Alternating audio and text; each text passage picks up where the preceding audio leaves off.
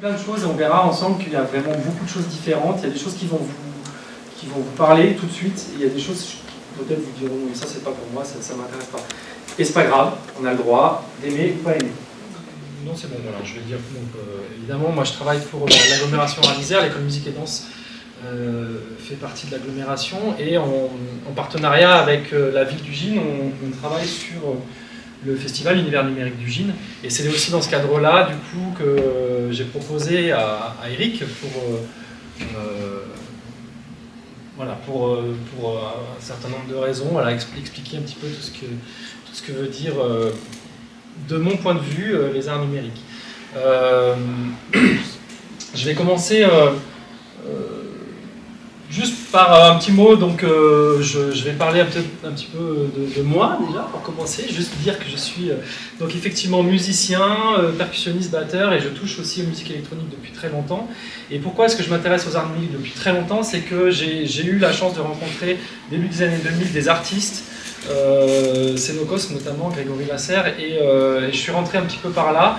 Et j'ai eu aussi la chance de voir la fête des premières éditions de la Fête des Lumières avec toutes ces couleurs, avec toutes ces animations. Ça m'a permis de rentrer un petit peu dans ce champ des univers numériques. Voilà, en 2019, j'ai proposé aux élus culture d'Ugine et d'Arles-Isère de monter un festival d'art numérique pour montrer un petit peu voilà, des nouvelles propositions artistiques. Et je me suis aperçu, donc on est en train d'organiser la 3e édition qui aura lieu le 3 et 4 février prochain.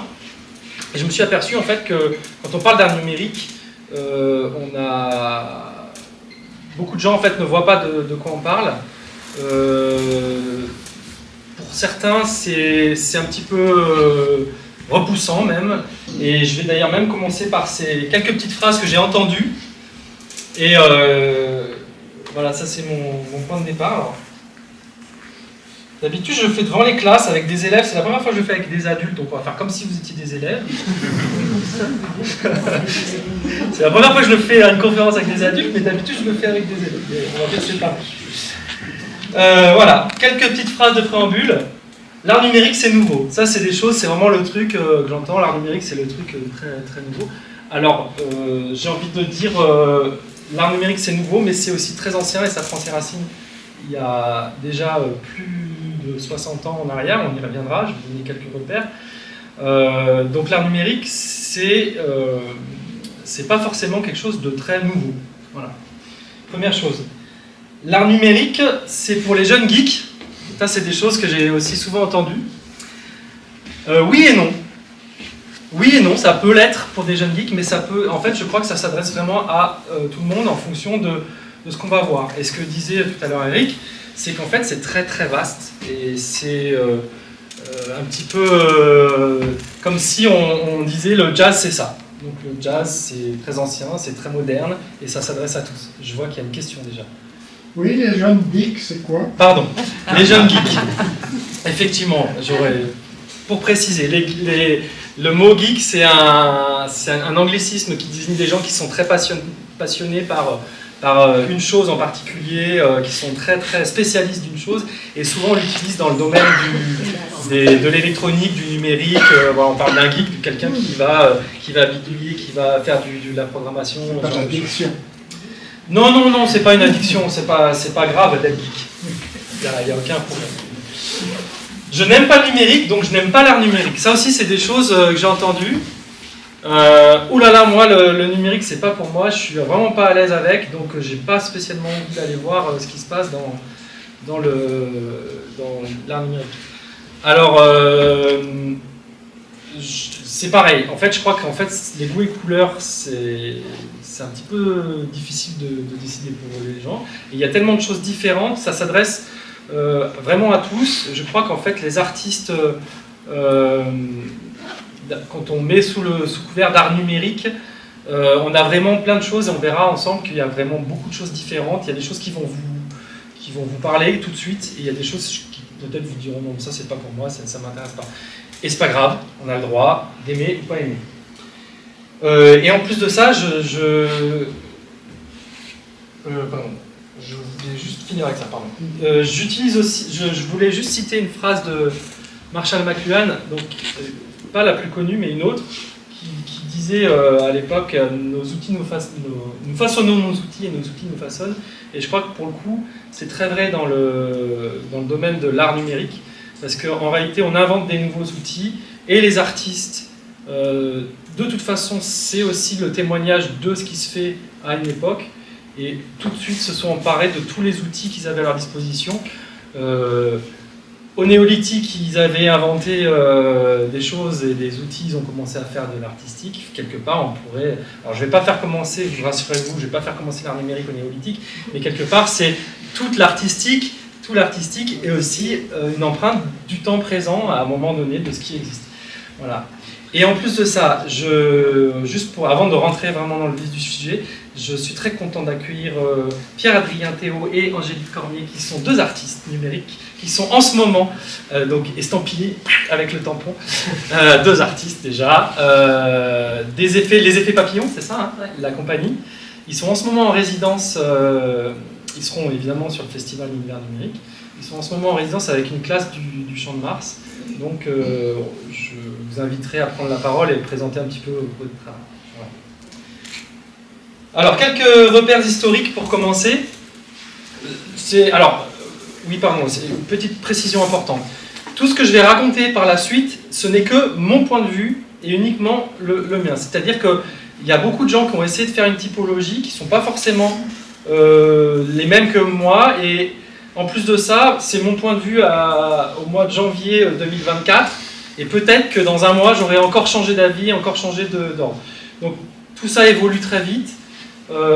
Et donc c'est ma façon de voir un petit peu les choses. Comment est-ce que j'ai classé les choses, pour moi c'est la chose la plus simple. Et comment est-ce que aussi j'imagine une programmation, comment est-ce que je vois, comment est-ce que je me repère un petit peu dans tout cet univers de l'art numérique. Pour moi, le point de départ, et je dis pour moi parce qu'en fait c'est pas forcément le même pour tout le monde, mais on va dire que l'art numérique pour moi commencerait vraiment avec Nicolas Schoeffer en 1956 avec la tour cybernétique 6P1, donc c'est cybernétique et spatio-temporelle.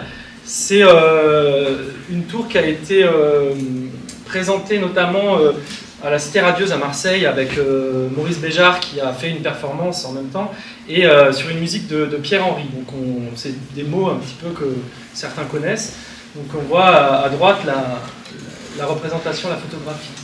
On a aussi un artiste extrêmement connu dans le monde de l'art contemporain, Nam June Paik, qui en 1964 a proposé un K456 qui est un robot donc qui est animé avec du son. Et c'est un artiste qui a travaillé qui est le premier artiste vidéo. Donc pour moi, c'est un petit peu les prémices.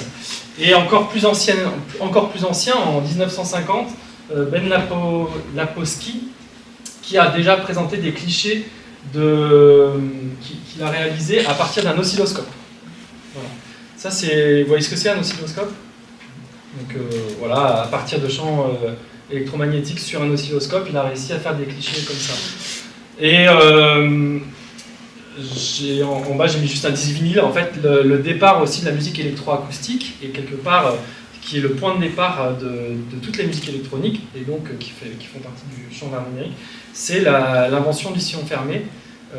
C'est-à-dire qu'on a un disque vinyle qui revient toujours au point de départ, donc c'est l'invention de la boucle. Comme j'ai beaucoup de vidéos, je ne vais peut-être pas vous montrer celle-ci, si ça vous intéresse, vous irez voir Pierre Schaeffer, c'est peut-être un peu hors propos. Et du coup, voilà, si ça vous intéresse, je pense qu'on pourra reparler de l'électroacoustique à un autre moment. Deux événements marquants.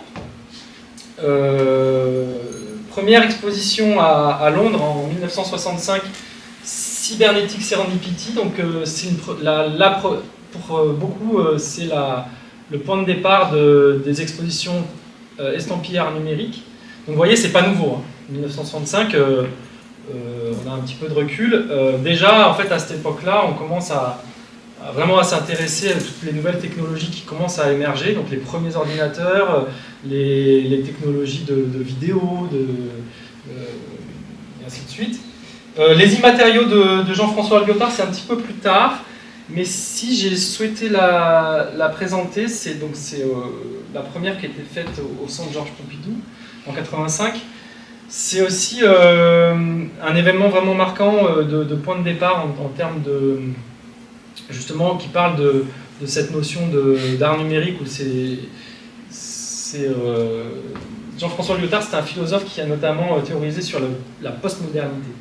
Alors, je ne vais pas rentrer là-dedans parce que je ne maîtrise pas totalement le sujet, mais c'est aussi très en lien, en fait, cette idée on a eu l'art moderne, on a eu plein de choses et plein de promesses sur la technologie, et quelque part, au travers de cette exposition, il relate, il montre des choses un petit peu, voilà, qui sont moins forcément belles, mais avec toujours une ouverture artistique, un point de vue artistique. Donc, au Centre Georges Pompidou, il y a encore un espace qui est consacré à cette exposition où on peut aller voir les œuvres qui ont été exposées à l'époque. Il y a des vidéos et des exemples. Voilà. Le festival Univers Numérique, alors là j'en parle maintenant, je fais un petit peu je retrace, je saute, je passe directement à ceux que je connais un petit peu mieux. Donc première édition 2019, donc j'en ai parlé un petit peu tout à l'heure, j'ai mis quelques photos. Voilà, différentes propositions, que ce soit des installations, des installations de projection lumineuse, des installations interactives, des installations immersives, beaucoup de choses, on va voir ensuite. La deuxième édition a eu lieu en 2022. On prévoyait une biennale, mais évidemment avec les soucis de Covid, on a décalé d'une année. Et la prochaine donc, a lieu, je vous le disais, dans 15 jours. Vous avez quelques images. L'image de droite, donc nos amis des effets papillons, donc on en parlera tout à l'heure. Ensuite, j'ai emprunté une définition des arts numériques à Dominique Roland, qui est directeur du Centre des Arts d'Ambiens-les-Bains, qui est un centre national de création artistique dédié aux arts numériques, qui dit « L'art numérique est utilisé comme dénominateur commun à un ensemble de pratiques artistiques liées aux sciences et aux technologies. » Ce qui me parle vraiment là-dedans, c'est qu'en fait, il dit vraiment en préambule que l'art numérique, ce n'est pas une discipline en soi, en fait. Ce sont des outils qui sont utilisés dans différentes disciplines. Et donc c'est un dénominateur commun, dire qu'on se retrouve dans différentes disciplines artistiques, que ce soit la danse, les arts plastiques, la musique et la vidéo, enfin toutes les disciplines qui peuvent exister. On peut utiliser l'outil numérique, et en plus de ça, il recouvre de manière protéiforme les champs de la création, qu'ils soient visuels, sonores, électroniques, voilà, c'est ce que je viens de dire. En plus de ça, c'est très hybride en fait, comme possibilité. C'est-à-dire que les possibilités du numérique nous permettent de faire des nouvelles formes, des choses qui sont très mélangées en termes de discipline. Donc évidemment, peut-être finalement, le terme art numérique ou artiste numérique, finalement, ne désigne pas grand-chose, si ce n'est que dans le moment, l'acte de création, le moment de recherche, on utilise l'outil numérique pour servir le propos artistique. Et finalement, voilà, ça va un petit peu définir, on va dire, circonscrire un petit peu le champ de l'art numérique, parce que justement, il y a ces outils-là qui sont utilisés. Non pas comme on pourrait dire ça c'est de la danse, puisque là pour le coup on est vraiment sur une discipline en soi, et c'est vraiment des choses très différentes. Et donc on verra par la suite, donc j'ai essayé de dresser une typologie, alors là c'est un petit peu plus complet. Ça c'est mon point de vue, encore une fois, de ce que je mets dans l'art numérique. Voilà. Vous voyez, c'est très très très divers. Et j'utilise plein de gros mots, on va voir ensemble de quoi il s'agit. N'hésitez pas à m'arrêter et me dire effectivement s'il y a des choses que vous ne comprenez pas. Voilà. Je vous laisse une petite minute pour découvrir. Et puis ça évolue, j'ai encore fait évoluer ça cet après-midi parce que je me suis dit non, ça va pas, c'est pas au bon endroit. Donc voilà, des fois ça c'est un peu ma pensée. Je me suis appuyé là-dessus pour, voilà, je vais vous présenter du coup pendant cette conférence différentes à partir de ce son-là. Vous me dites quand c'est bon et puis... C'est bon, ça va, je vous assomme pas trop. Alors, là on rentre un petit peu, voilà, les premiers exemples. Alors je vais parler de mapping architectural d'œuvres monumentales et spectacles. AV, c'est audio vidéo, hein, d'accord. Souvent on utilise cette dénomination pour parler de spectacles avec de la vidéo et du son. Alors, je vais vous montrer la première vidéo. Donc TeamLab, ça a été au-delà des limites, c'était une exposition qui a eu à la Villette en 2018, qui est les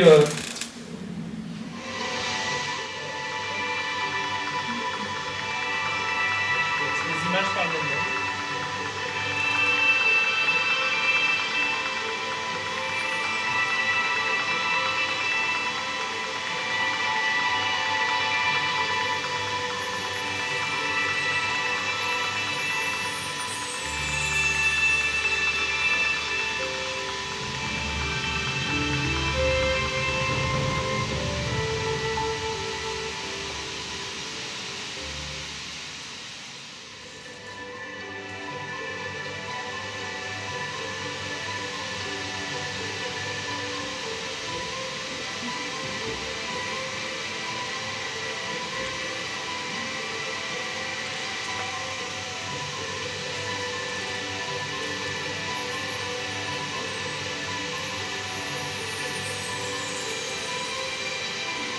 C'est un studio japonais, TeamLab, qui a proposé, qui a tourné cette exposition dans le monde entier, évidemment, avec à la fois une projection très grand format et à la fois une interaction avec le public qui est présent. Alors je coupe la vidéo, je n'ai pas trouvé le moyen de faire ça proprement, je suis navré. Pour le coup, il aurait fallu que je m'appuie sur des artistes technicien pour le faire. Alors je vais essayer de faire ça. Comment ça marche? Oui, c'est bon. Première proposition, donc dans les œuvres monumentales, hein, dans les grosses choses qu'on peut voir. Je voulais aussi vous montrer. J'ai parlé tout à l'heure de la Fête des Lumières. Ça, évidemment, peut-être que un certain nombre d'entre vous ont déjà vécu ça à Lyon. Est-ce qu'il y en a qui ont déjà vu ça? Évidemment, voilà. Je vous invite évidemment à aller voir, c'est très impressionnant de voir cette projection sur façade. Donc quand on parle de mapping architectural, j'aimerais bien enlever cette vidéo-là. Quand on parle de mapping architectural, en fait, l'idée c'est de projeter sur un support. Alors, souvent on parle d'un grand bâtiment, et on va travailler sur l'architecture du bâtiment, mais ça peut être un décor de scène, ça peut être... le mapping, la technique de mapping, en fait, c'est l'idée d'adapter la vidéo, la projection vidéo sur le support qu'on a en face. C'est utilisé énormément dans le spectacle, c'est utilisé évidemment à la Fête des Lumières, et je vous donne un autre exemple, Yann Nguema, qui est un artiste qui travaille notamment avec le groupe Ézéchiel, qui a fait en 2016 un mapping sur la cathédrale Saint-Jean à Lyon. Donc voilà, comme... Ah, punaise. Allez, tac. Voilà. Je donne un extrait.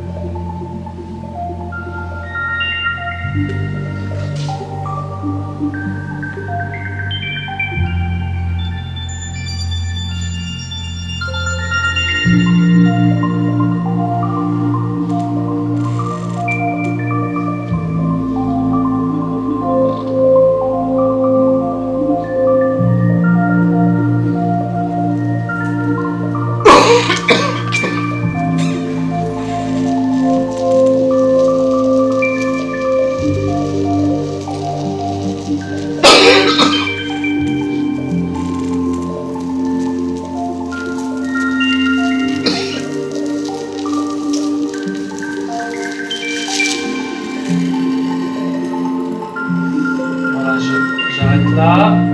Vous irez voir si ça vous intéresse, il y a tout qui se trouve sur Internet. Puis c'est vrai que c'est des choses qui sont un petit peu plus connues du grand public. Je commence par ça, c'est vrai que le mapping, c'est des choses qu'on a déjà vues, qu'on voit assez couramment maintenant dans beaucoup de villes, y compris ici à Ugine, on l'a fait aussi pour les festivals. Non, c'est pas ça.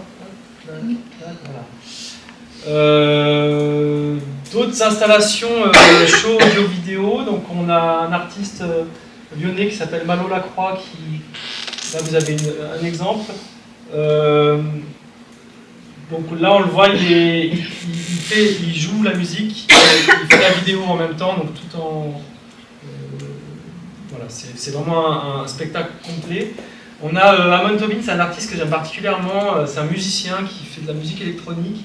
Et en 2011, il a réalisé un projet avec des plasticiens, donc il a monté des cubes, des énormes cubes sur scène. Lui, il se trouve au milieu de cette structure-là. Il a travaillé avec du mapping là, pour accompagner la musique. Voilà. Et puis, alors je passe pas les vidéos de tout parce qu'on n'aura pas le temps, mais évidemment tout existe sur Internet et puis les références, je peux vous les donner. Il a fallu que je fasse des choix, c'est très difficile de faire des choix parce qu'il y a énormément de choses que j'aimerais pouvoir vous partager, mais on a dit qu'on tenait sur 2 heures. Par contre, j'ai aussi eu une très belle surprise. J'ai vu l'année dernière un show, un spectacle qui s'appelle CDM 8032 de Robert Enke. Et Robert Enke, c'est un artiste très important dans le monde de la musique électronique puisque c'est un des créateurs d'un logiciel qui est utilisé maintenant quasiment par une majorité des musiciens de musique électronique. Enfin, il y a vraiment, c'est Ableton Live, c'est quelque chose qui est extrêmement utilisé, extrêmement connu. Et Robert Enke, c'est un des créateurs, c'est un Allemand. Et là, il propose un spectacle. Il utilise des ordinateurs, des Commodore, qui datent des années 80, donc qui sont du coup très restrictifs en termes de possibilités technologiques. Mais j'ai énormément aimé son propos de départ en disant, il dit, moi j'ai tout ce que je peux avoir en termes de technologie. Dans un téléphone, non j'ai pas mon téléphone, mais dans un téléphone il y a énormément de technologie et il y en a... S'il fallait tout expliquer, en fait, on n'aurait pas assez de papier pour le dire. Et il montre un fascicule de 20 pages, il dit, moi, tout ce que j'ai dans les 20 pages, c'est tout ce que j'ai besoin pour utiliser ces machines. Et du coup, en fait, en termes de contraintes artistiques, ça l'a amené à pousser extrêmement loin son travail de recherche et son travail. Donc voilà, alors évidemment, on voit les ordinateurs en bas, et le travail graphique qui est fait derrière, qui est projeté en grand.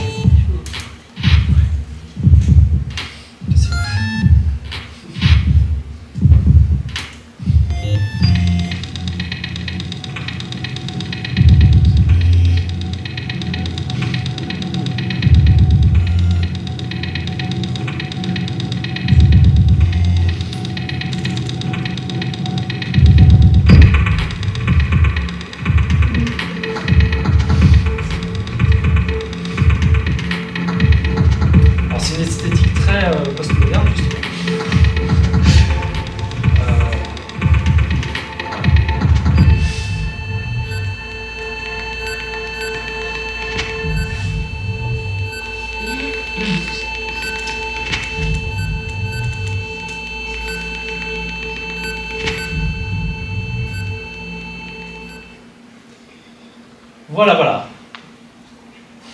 N'hésitez pas à réagir si besoin.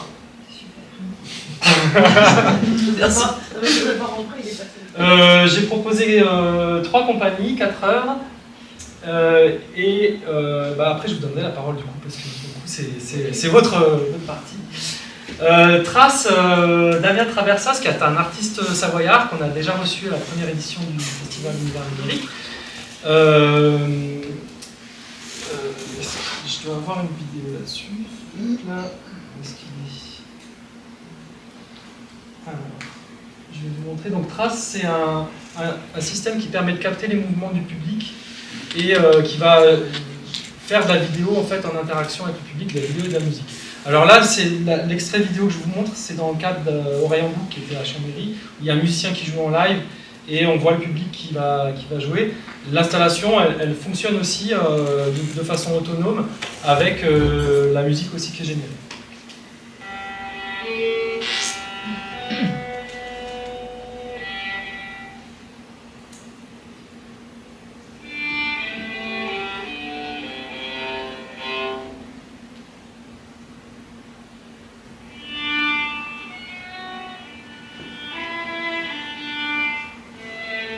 C'est pas de très bonne qualité. Un grand écran.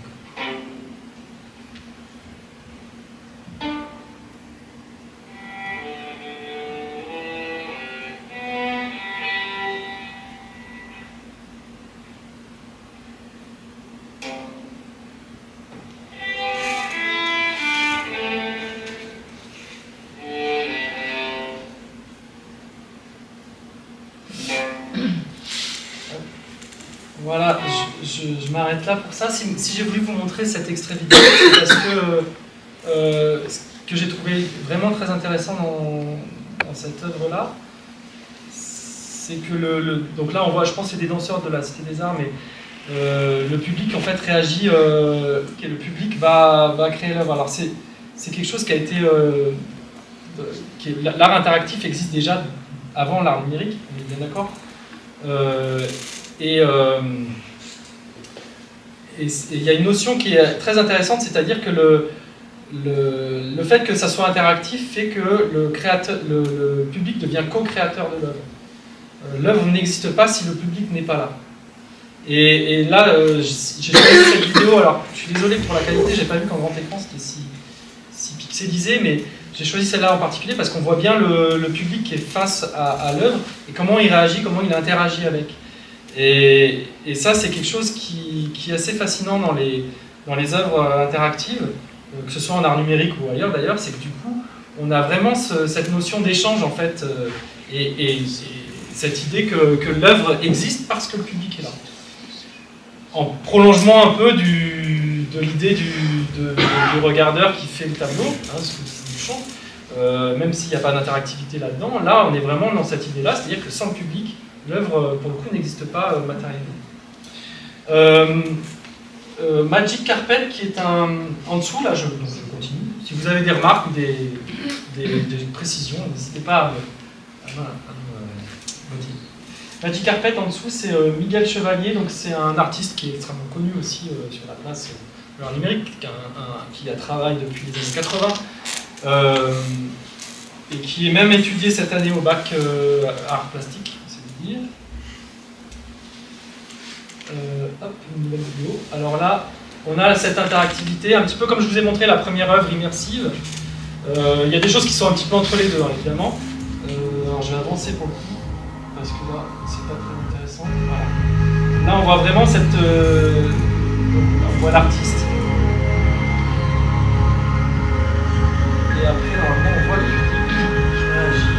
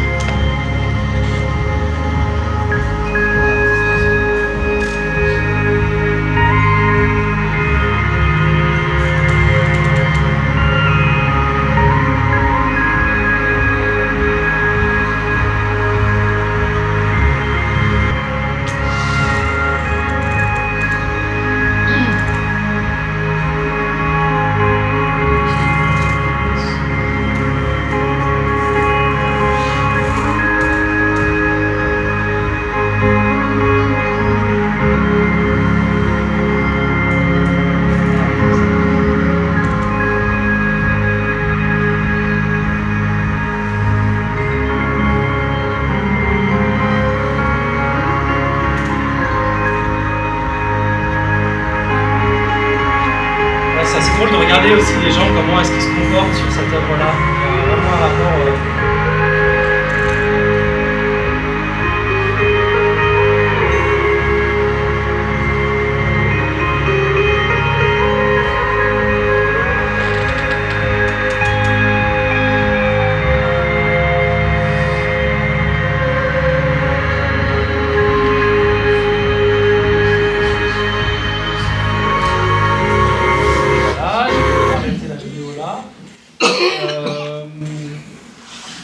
Et puis, ça va, j'enchaîne un petit peu vite.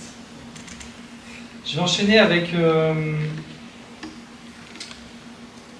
Acousmaflore, avec Cénocosme. Donc c'est les artistes que j'ai cités tout à l'heure, qui sont des artistes de Saint-Étienne. C'est un couple d'artistes, Grégory Lasserre et Anaïs Meddenbronx, qui sont déjà venus la première année du festival, qui reviennent cette année avec Cyclique. Alors ils sont venus la première année avec plusieurs œuvres, dont Acousmaflore, dont on était aussi, pour ceux qui ont connu l'école de musique au début du bâtiment, il y avait l'œuvre en fait qui était installée ici. Voilà, exactement. Les choses ont un peu évolué, mais en tout cas, c'est une œuvre équivalente, sauf que les arbres, les plantes ne descendaient pas du plafond, mais c'était des arbres qui étaient sur des sols. Et voilà, on avait ça. Et Cyclique, donc, qui sera une œuvre qui sera présentée pendant le festival d'art numérique. Alors j'ai une petite vidéo d'Acousmaflore.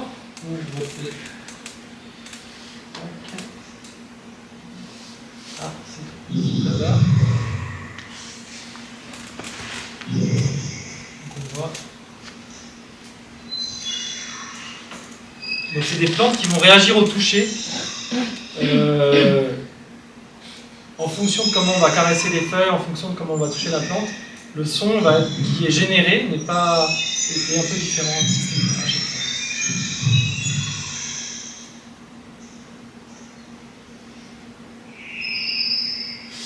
Ça, c'est une œuvre qui a énormément été présentée dans le monde entier, dans beaucoup de festivals d'art contemporain notamment.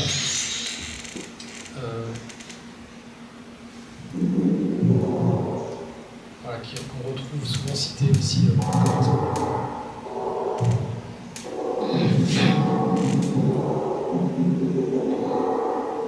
Alors il y a 7 minutes 25 de plantes qui chantent, je vais vous épargner la suite, je pense que vous avez compris.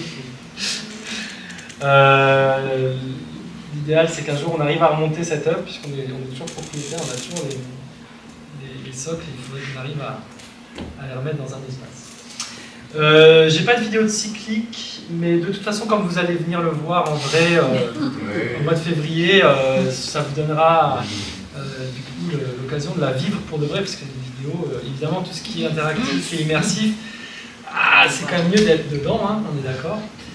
Donc Cyclique, c'est juste l'idée, c'est une projection sur des tulles et sur des miroirs, et qui vont aussi réagir à la présence et à la façon dont... Ah, merci beaucoup Nico, super. J'avais une commande, un coursier qui passe. Merci beaucoup, Nicolas. Je pourrais vous montrer des choses aussi. Voilà. Est-ce que je vais me faire une petite pause de par là? Je vous laisse la parole. Donc, je suis extrêmement content et très, très honoré de votre présence ce soir pour avoir des vrais artistes, parce que en fait, c'est bien de raconter plein de choses avec la vidéo, mais c'est aussi bien de montrer voilà, d'avoir des artistes en vrai qui parlent de leur travail et qui... je montre ça? Très bien, c'est super. Hein, voilà, ça c'est votre site internet. C'est celui d'Angélique. Non, c'est... Ah oui, c'est moi. Et ben oui, merci Jocelyn de nous accueillir sur le festival, de nous accueillir en résidence avec l'école primaire avec laquelle on a bien avancé déjà cet après-midi, et puis de nous proposer d'intervenir brièvement sur cette conférence. Donc nous en effet on est les effets papillons, Angélique Cormier, Pierre-Henri Garféo, et on propose un travail autour des arts numériques, alors comme dit, un travail très pluridisciplinaire, comme ça a été proposé, de mélanger un peu, et d'ailleurs là on va vous parler plus précisément des Veilleurs, qui est l'installation qu'on présente, mais on a d'autres projets qui mêlent également art numérique avec d'autres choses. Voilà. Il y a vraiment cette idée en permanence, et c'est marrant parce qu'en effet on rentre dans celui qui était là, hein, immersif, dans le petit logo, et puis il y en avait un qui était pas mal aussi, qui est DIY. On en parlera peut-être après, mais on rentre aussi là-dedans un tout petit peu, hein, dans ce côté bidouille. Voilà. On va vous parler d'art immersif. Alors, tu l'as présenté par cette grande, par TeamLab, hein, qui est un énorme studio japonais. Voilà. Nous, on va être dans le côté un peu plus petit. Voilà, on a travaillé, Angélique est origaniste, et peut-être tu peux parler justement des villages qui sont la porte d'entrée en fait, Ouais. sur laquelle ensuite... Enfin, même la première porte d'entrée, en fait, on est musiciens tous les deux, compositeurs également tous les deux, chefs à notre manière aussi d'ensemble, donc ça c'est la base, c'est comme ça qu'on a commencé à travailler ensemble. Et en fait, Pierre-Adrien était déjà artiste numérique et moi je pliais déjà du papier. Et en effet, ça rejoint ce que disait aussi Jocelyn tout à l'heure, ce côté pluridisciplinaire, c'est-à-dire qu'il y a quelque chose à un moment donné où, voilà, notre point de départ c'est la musique, quelque chose de très abstrait. Et puis finalement, c'est aussi une manière à la fois d'aller ce qu'on disait avec les enfants cet après-midi, hein, quelque chose qu'on ne peut pas toucher et en même temps qui devient quand même palpable. Moi donc c'est le papier. Et puis Pierre-Adrien, tout ce qui bidouille. Moi je ne suis pas artiste numérique, je tenais à le préciser. J'adore, mais voilà, je ne suis pas... peut-être un jour je vais m'y mettre, à force de devoir faire. Et donc nous on a fait le pari de se faire rencontrer deux disciplines qui sont très éloignées dans la temporalité, c'est-à-dire l'art de l'origami qui est ancestral et l'art numérique qui est beaucoup plus contemporain, comme vous avez pu le voir sur les dates qu'on a vu passer tout à l'heure. Et on s'est dit que voilà, en faisant rencontrer un peu deux espaces-temps comme ça, il y avait certainement une poésie qui pouvait apparaître. Ça c'est un peu de nos credos, c'est de travailler sur faire jaillir de la poésie. Donc travailler en effet sur des choses toutes petites parfois, trois fois rien, et de voir comment ça peut devenir un petit univers en soi en fait. Et donc les veilleurs, c'est vraiment ça le pari qu'on a pris. Et c'est ce que la phrase était pas mal tout à l'heure, je ne mets pas son nom là tout de suite, les outils nous façonnent et les outils. Voilà, merci. En fait, ce projet-là, mais les autres aussi, c'est vraiment comme ça que ça s'est passé, c'est-à-dire qu'il y a eu un ping-pong d'idées.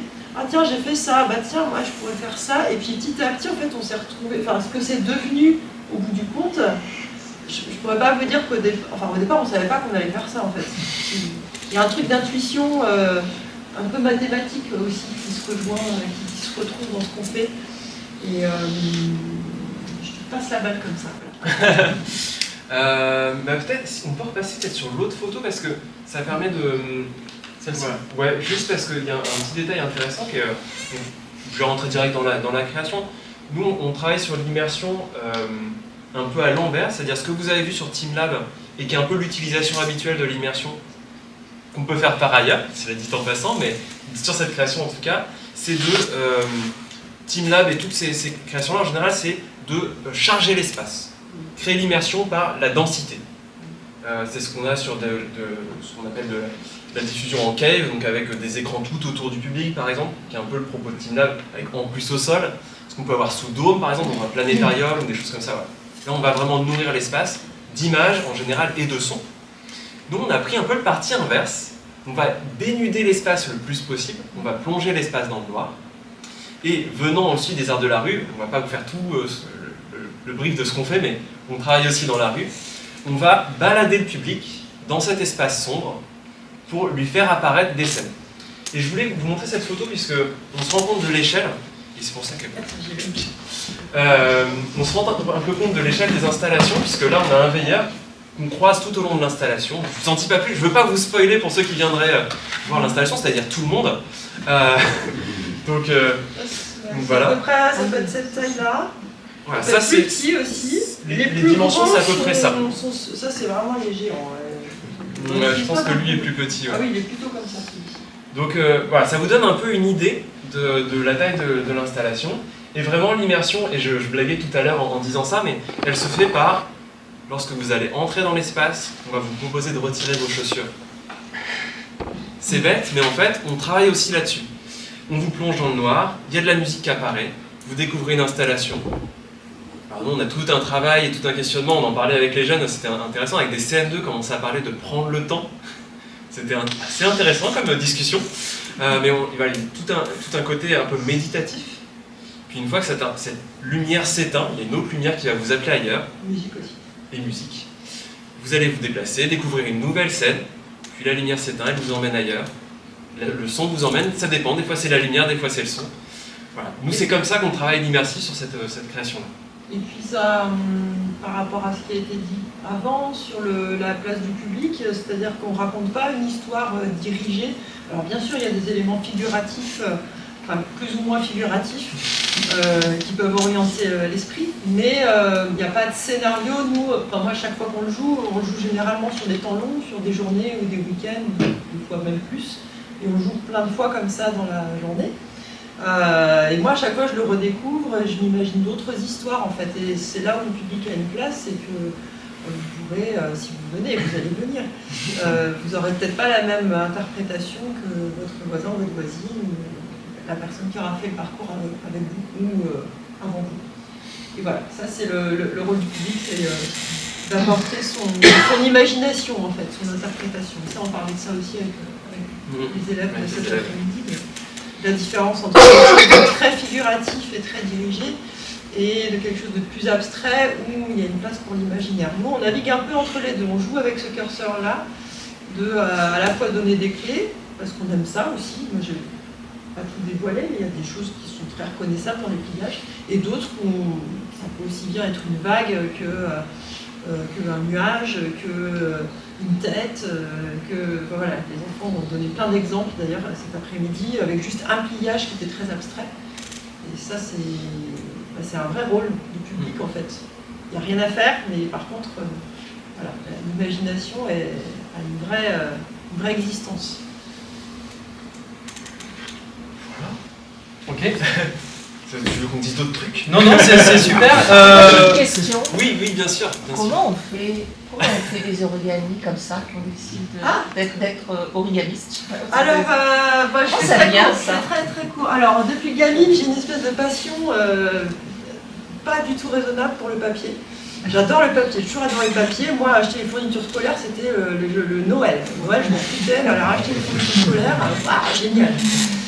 Et j'ai toujours adoré ça. Ça, c'est le background, je ne sais pas d'où ça vient.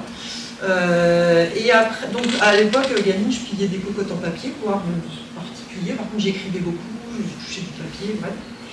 Et un peu plus tard, moi, dans mon parcours de musicienne, j'ai assez vite travaillé avec d'autres disciplines. Je ne peux pas me cantonner à la musique. Voilà, comme ça. Et j'ai rencontré quelqu'un qui faisait de l'origami en version un peu plus grand format déjà. Et avec lui, on a commencé à faire des performances. On a plié des troupeaux de moutons, par exemple, qu'on allait mettre dans la rue pour faire des transhumances de moutons.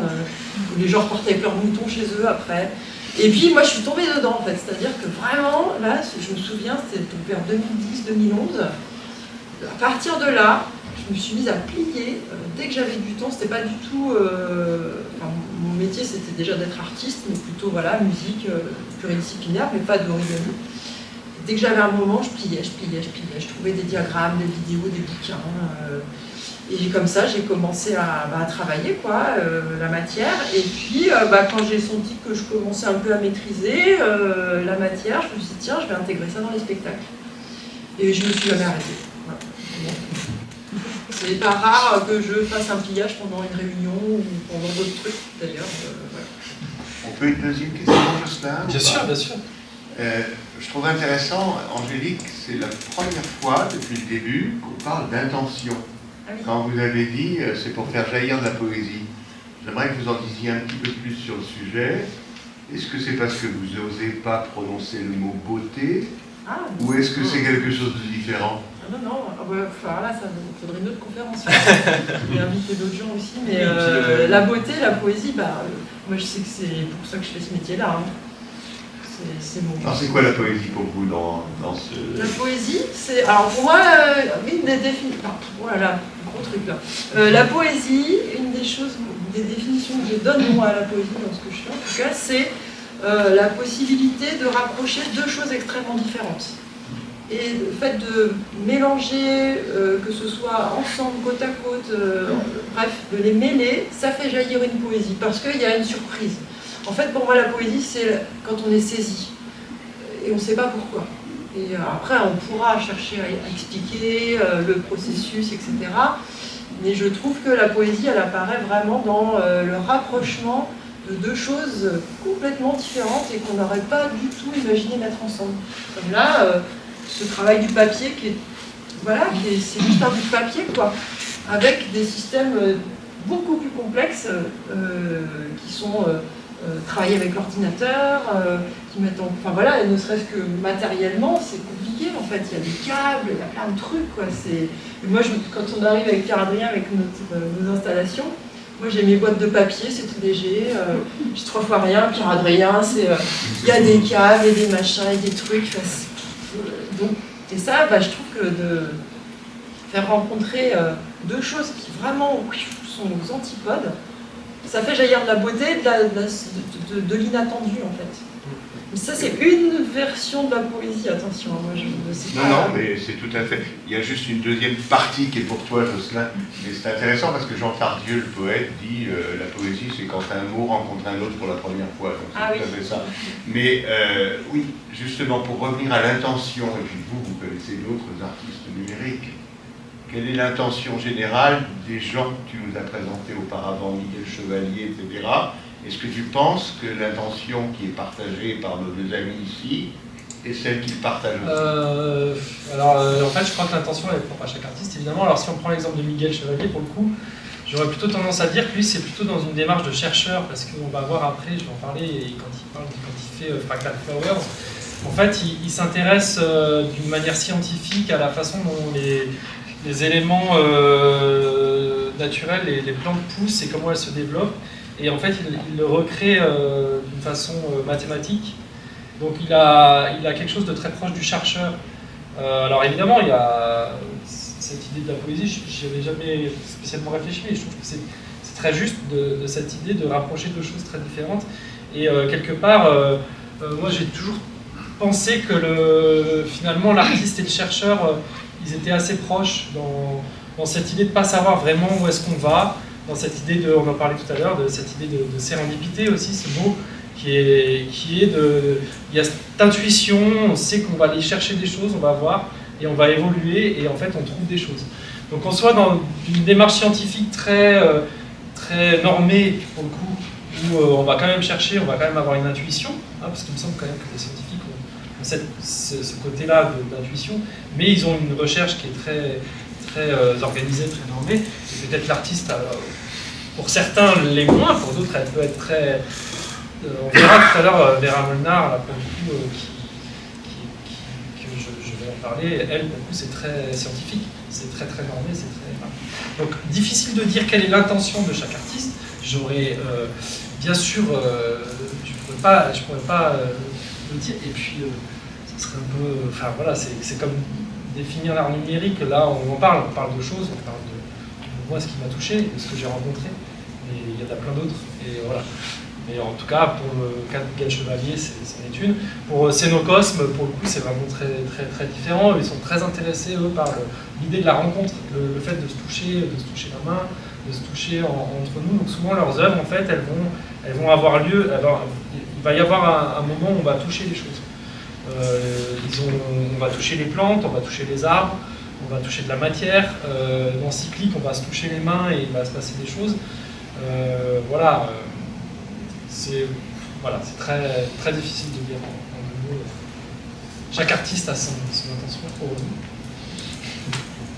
Mais il y a peut-être aussi quelque chose, c'est parce qu'on regarde votre travail là, par rapport à ce qu'on a vu aussi de manière un peu rapide, et puis sur un grand écran, pas dans un espace, on n'est pas dans l'œuvre.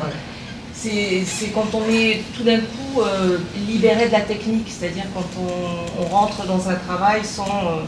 se poser la question comment c'est fait, machin, truc. Voilà, je veux dire, quand on dit c'est poétique, c'est qu'on rentre là dans un monde.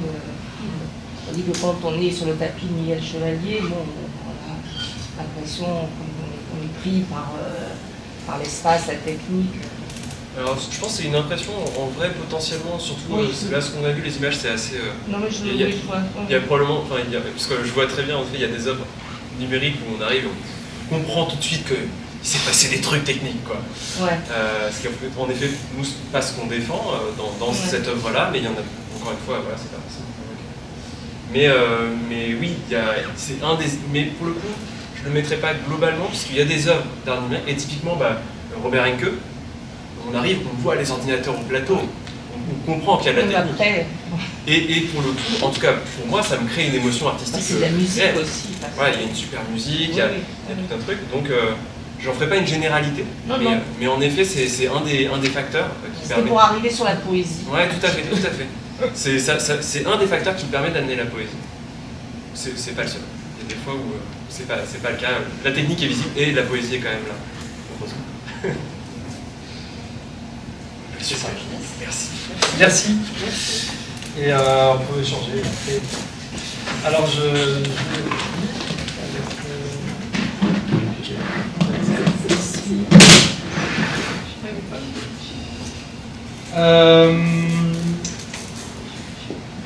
je parle d'art numérique et de spectacle vivant, puisque maintenant le numérique est omniprésent dans le spectacle vivant, évidemment. C'est la technique du numérique, les techniques de numérique, que ce soit de vidéo, d'interactivité, de musique, enfin bon voilà, tout ce qu'on parle en fait existe dans le spectacle vivant. Et je vous propose deux œuvres.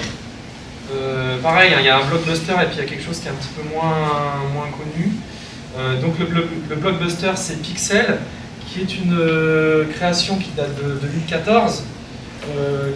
Donc la compagnie Kafig, c'est Mourad Merzouki, pour certains ça va parler, qui est chorégraphe, et qui a créé ça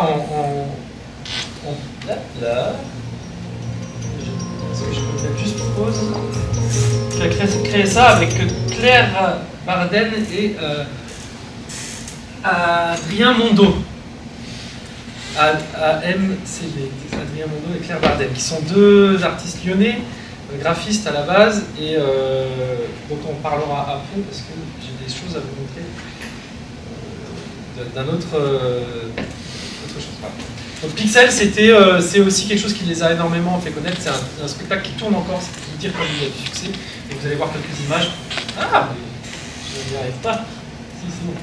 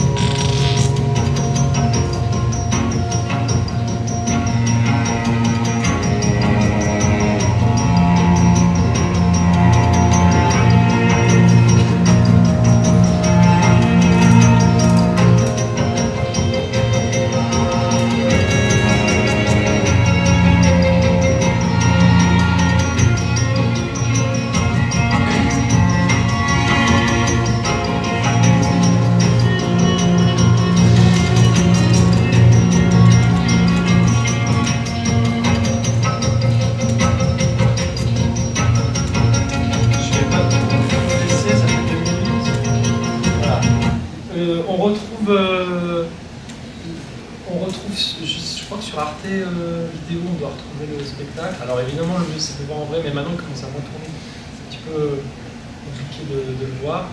En tout cas, il y a d'autres créations qui tournent encore de la compagnie en spectacle vivant, notamment Aquaretta ou à Canaille, qui sont basées sur la même idée. En fait, c'est une technique de projection vidéo sur soit au sol, soit sur des tulles, avec de l'interactivité qui est comment dire. En fait, la vidéo, c'est un dispositif, c'est-à-dire que c'est pas quelque chose on n'appuie pas sur play et ça se passe. En fait, c'est quelque chose qui est généré, on va dire, par la machine, et ça permet d'avoir cette finesse d'interaction avec les danseurs. Je vais rentrer dans le détail, mais voilà, c'est quelque chose qui marche très très bien en fait entre les deux. Et puis en plus, moi, c'est une grosse frustration parce que j'avais mes places pour le spectacle et il y a le Covid qui m'a empêché d'aller voir ça. Donc vous imaginez même pas comme quand je vois, je me dis, j'aurais dû être à Paris ce jour-là, il a été annulé malheureusement. Mais bon, j'en ai vu d'autres spectacles de la compagnie. J'enchaîne avec un tout autre spectacle vivant et j'ai grand plaisir à vous montrer ça. J'aimerais beaucoup le programmer. Je pense que je vais le faire venir, Christophe. Il est déjà venu avec d'autres choses au premier festival en 2019. Et là, c'est l'ombre de la main. En fait, c'est une proposition très, très poétique aussi pour le jeune public. C'est un artiste qui est assez étonnant. C'est quelqu'un qui dessine, qui fait tous ses dessins lui-même à l'Indochine, qui fait toutes ses animations. C'est un technicien hors pair puisqu'il programme aussi ses ordis, il fait ses programmes. C'est plus simple que d'en trouver dans le marché parce que c'est plus adapté. J'en connais d'autres. Ah oui, il est d'accord. Moi, ça me dépasse. Voilà. Et là, il a fait un instrument qui lui permet en fait d'interagir avec son personnage. Ça fait une sorte de marionnette numérique. En fait, on va voir du coup dans le teaser les choses.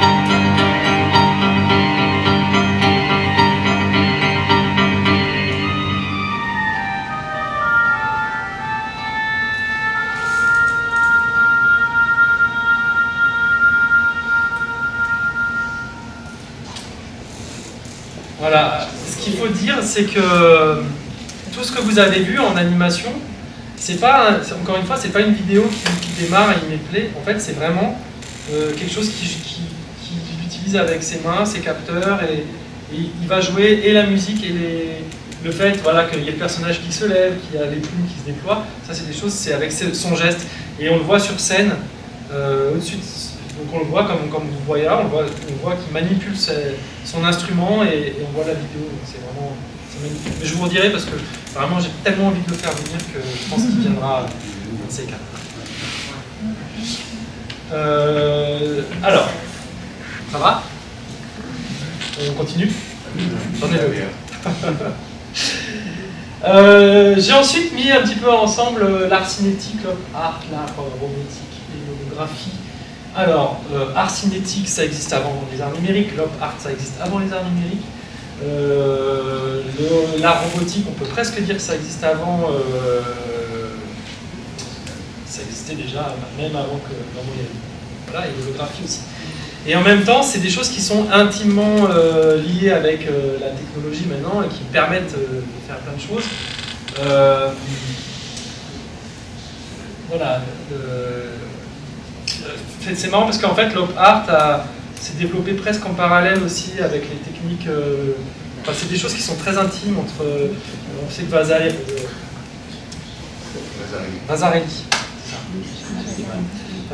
a produit des œuvres dans. Enfin voilà, encore dans les années 80, il y avait des choses. Je ne dis pas de bêtises, je ne sais pas complètement, mais. Le zèbre sur notre affiche, c'est l'op art. Oui, très juste. Effectivement. Et je ne connaissais pas l'artiste d'ailleurs, merci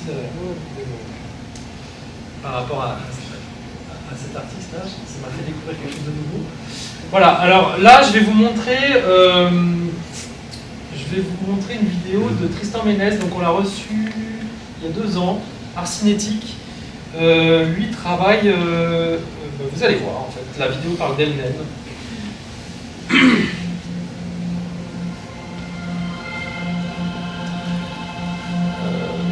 Là, il présente son installation, mais quand le public vient voir l'installation, évidemment, il n'y a plus. Donc voilà, c'est ça qu'on voit. Peut-être certains l'ont vu.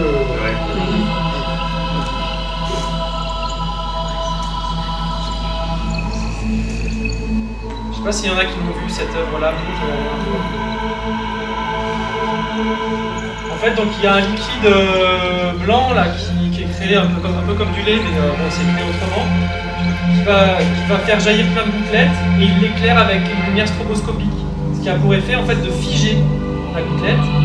Et en fonction du phasage qu'il a entre la vibration et la lumière, les gouttelettes peuvent être statiques ou descendre ou remonter. Et en fait, ça c'est vraiment ce qu'on voit en tant que spectateur, c'est assez facile. Voilà. On voit les choses qui remontent.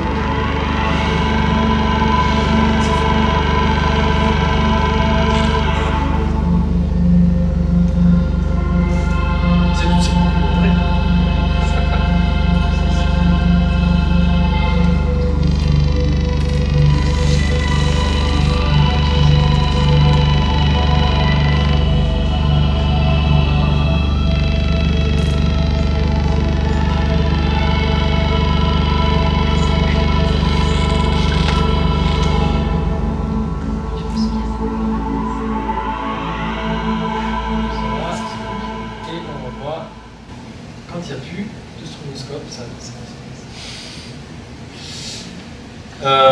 Voilà, alors je vous parle d'un truc qu'on a déjà programmé, c'est un peu dommage, donc je vais vous montrer quelque chose qu'on va programmer, c'est très bien.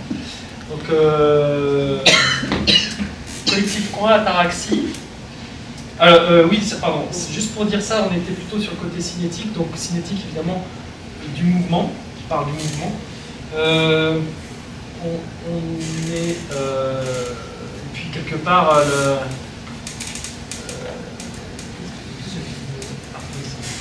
collectif coin Ataraxie, pareil, on est sur du cinétique, immersif, enfin on peut mettre plein de choses. Et eux, ils sont programmés, ils viennent dans 15 jours aussi. Ils sont sur le festival. Collectif coin, compagnie de Grenoble, en plus. Important.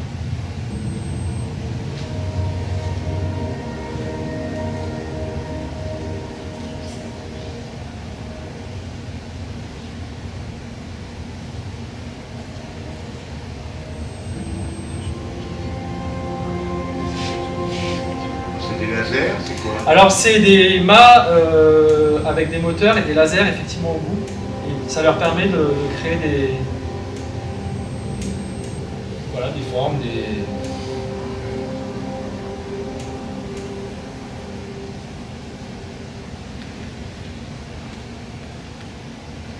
du mouvement.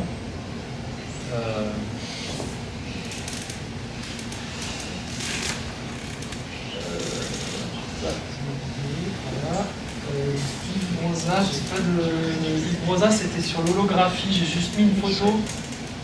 On l'a reçu en 2019 aussi sur le premier festival. J'ai pas pris de là-dessus. C'est difficile à classer en fait, parce qu'il y a des choses qui sont très immersives. Ataraxie, c'est à la fois, on a du mouvement, on a des formes graphiques, et en même temps c'est très immersif parce que c'est une œuvre aussi monumentale. Chez les typologies, moi, c'est histoire d'essayer de se repérer et puis de mettre des mots sur des choses. Après, comme je disais, il y a des œuvres que j'ai changé de case aussi encore très récemment, et puis probablement que ça va encore bouger. Donc c'est vraiment un point de vue. Voilà.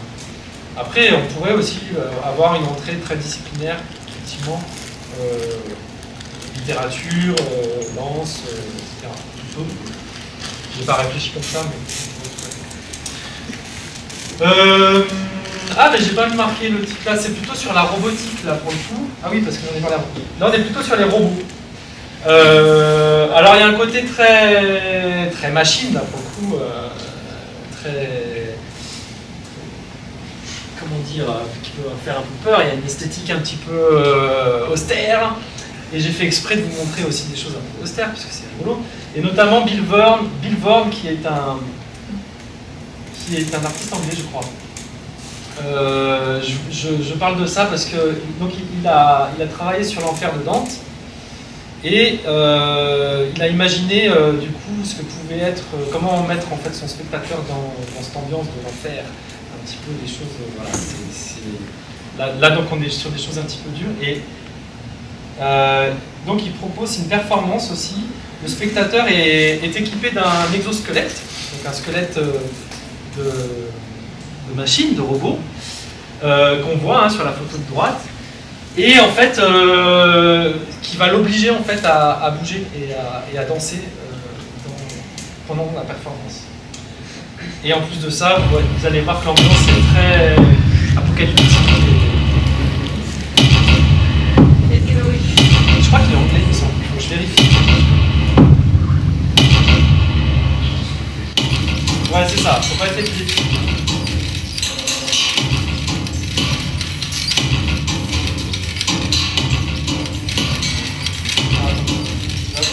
Un peu parce que c'est un peu loin. Je vois pas grand chose. Voilà, là on voit les spectateurs.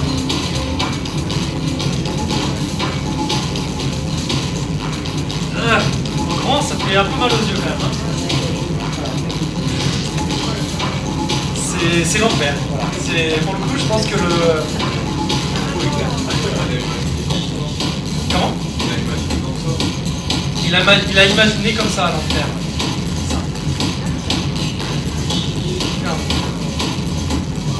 Je pense qu'effectivement on ne ressort pas indemne de l'expérience. L'intention elle est claire. Voilà, attention. Bon, les gens sont consentants, hein, je suis sûr.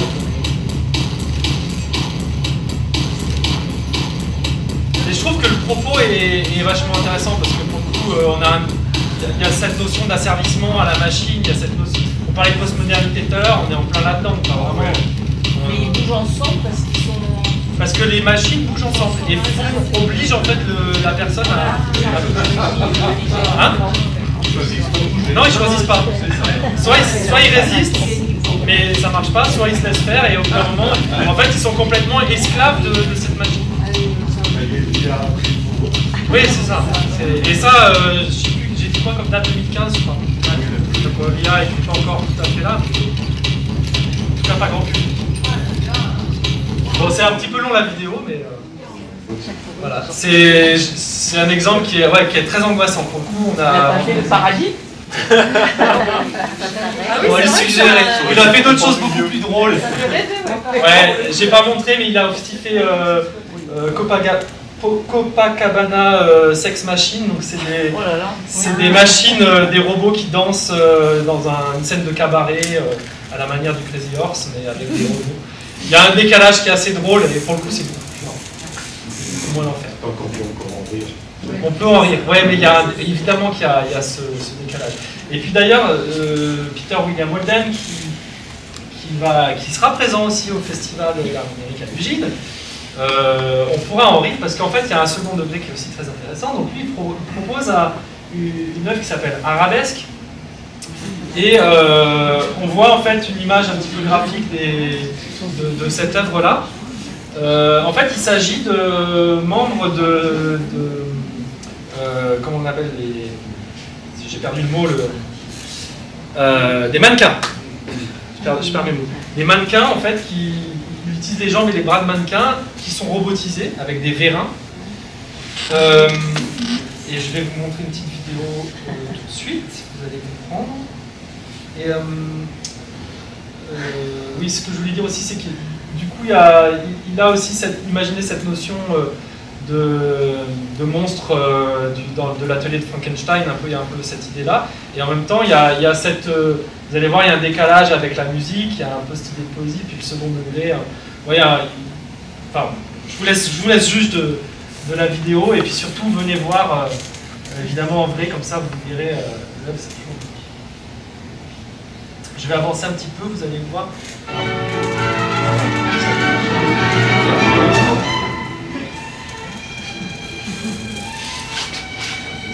Du Strauss pour accompagner ça. Mais complètement. Ouais, et puis bon, il y a Frankenstein, donc il y a Strauss, donc il y a... Et puis en même temps, on a... Au bout d'un moment, il y a une image graphique qui se dégage de ça.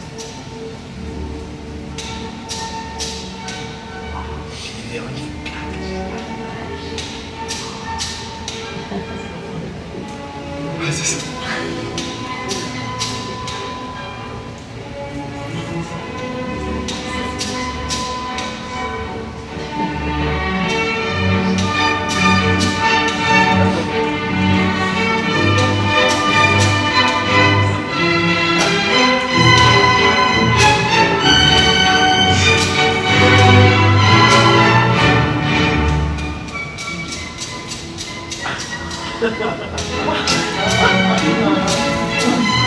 Ça me fait bien plaisir, ça va se rigoler parce que moi ça m'a fait rigoler aussi. C'est bon, exactement. C'est un peu. C'est style. C'est ça. Il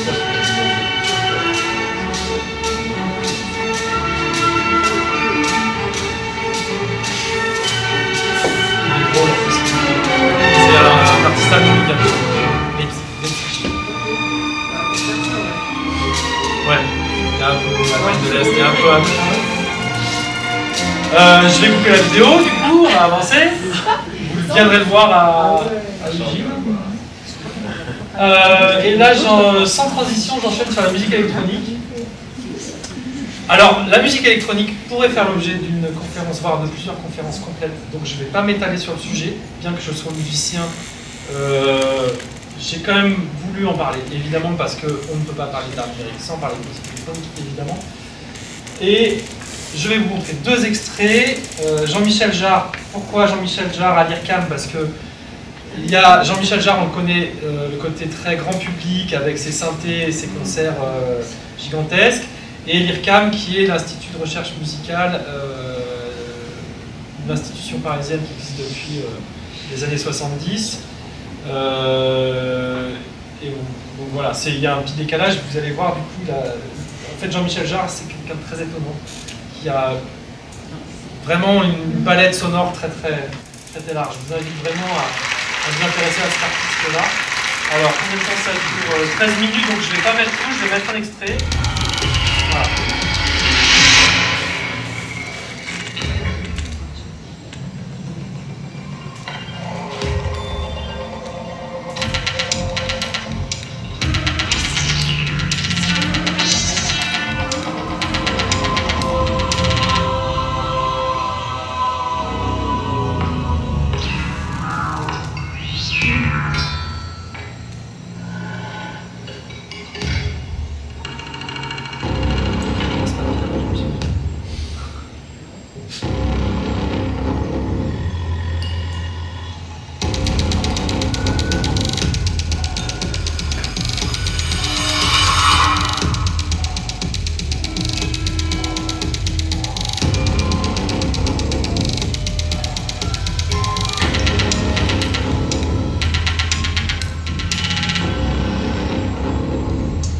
Évidemment, c'était un des pionniers de la musique électronique et de la musique populaire.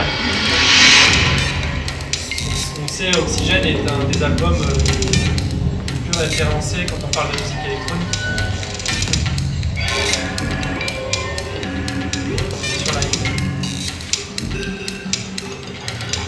Voilà, je ne m'étale pas plus sur le sujet, vous irez voir. Je pourrais en parler des heures, moi, de musique électronique. Un autre extrait de Laurentis, donc son nom d'artiste c'est de Laurentis, c'est Cécilie Auger, qui est une artiste, une chanteuse qui fait de la musique électronique. Et encore avec l'IRCAM, il faut dire que j'aime beaucoup ce que fait, tous les travaux que mène l'IRCAM, il y a plein de choses super intéressantes. Et un petit extrait d'un travail qu'ils ont mené sur le cœur virtuel. But now I am a singer.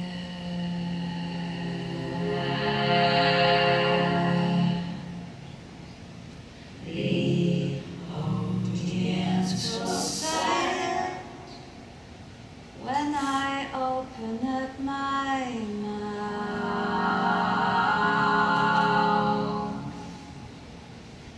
I sing about my loneliness. And it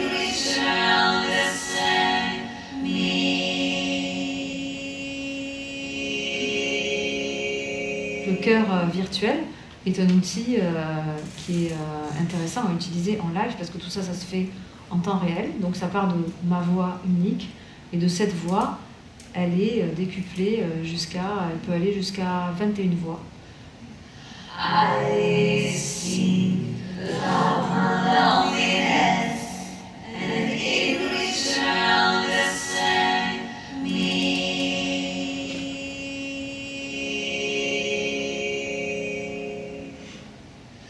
I sing over a poet, oh some legendary mind.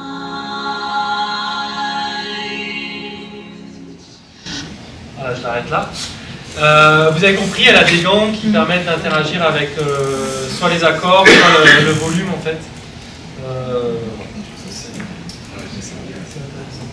Évidemment, l'IRCAM est à l'origine d'un certain nombre de logiciels qu'on utilise fréquemment dans la musique, même la vidéo, puisque Maxime explique que tu utilises en vidéo, c'est ça? Tu l'as utilisé? C'est pas développé par l'IRCAM. Ah, c'est Jitter, c'est pas eux qui l'ont ah, Jitter, c'est pas eux qui l'ont développé. Eux, ils ont l'IRCAM, c'était plutôt le projet. Ouais.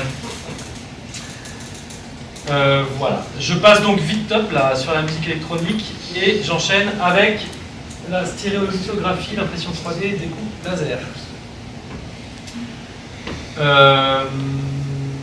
Stéréolithographie, impression 3D, c'est à peu près la même chose, c'est juste une technique différente. Hein. D'un côté, il y a une impression, c'est-à-dire qu'on va poser de la matière, de l'autre côté, il va y avoir une matière qui va se durcir en fait. Enfin, mais bon, c'est à peu près la même chose pour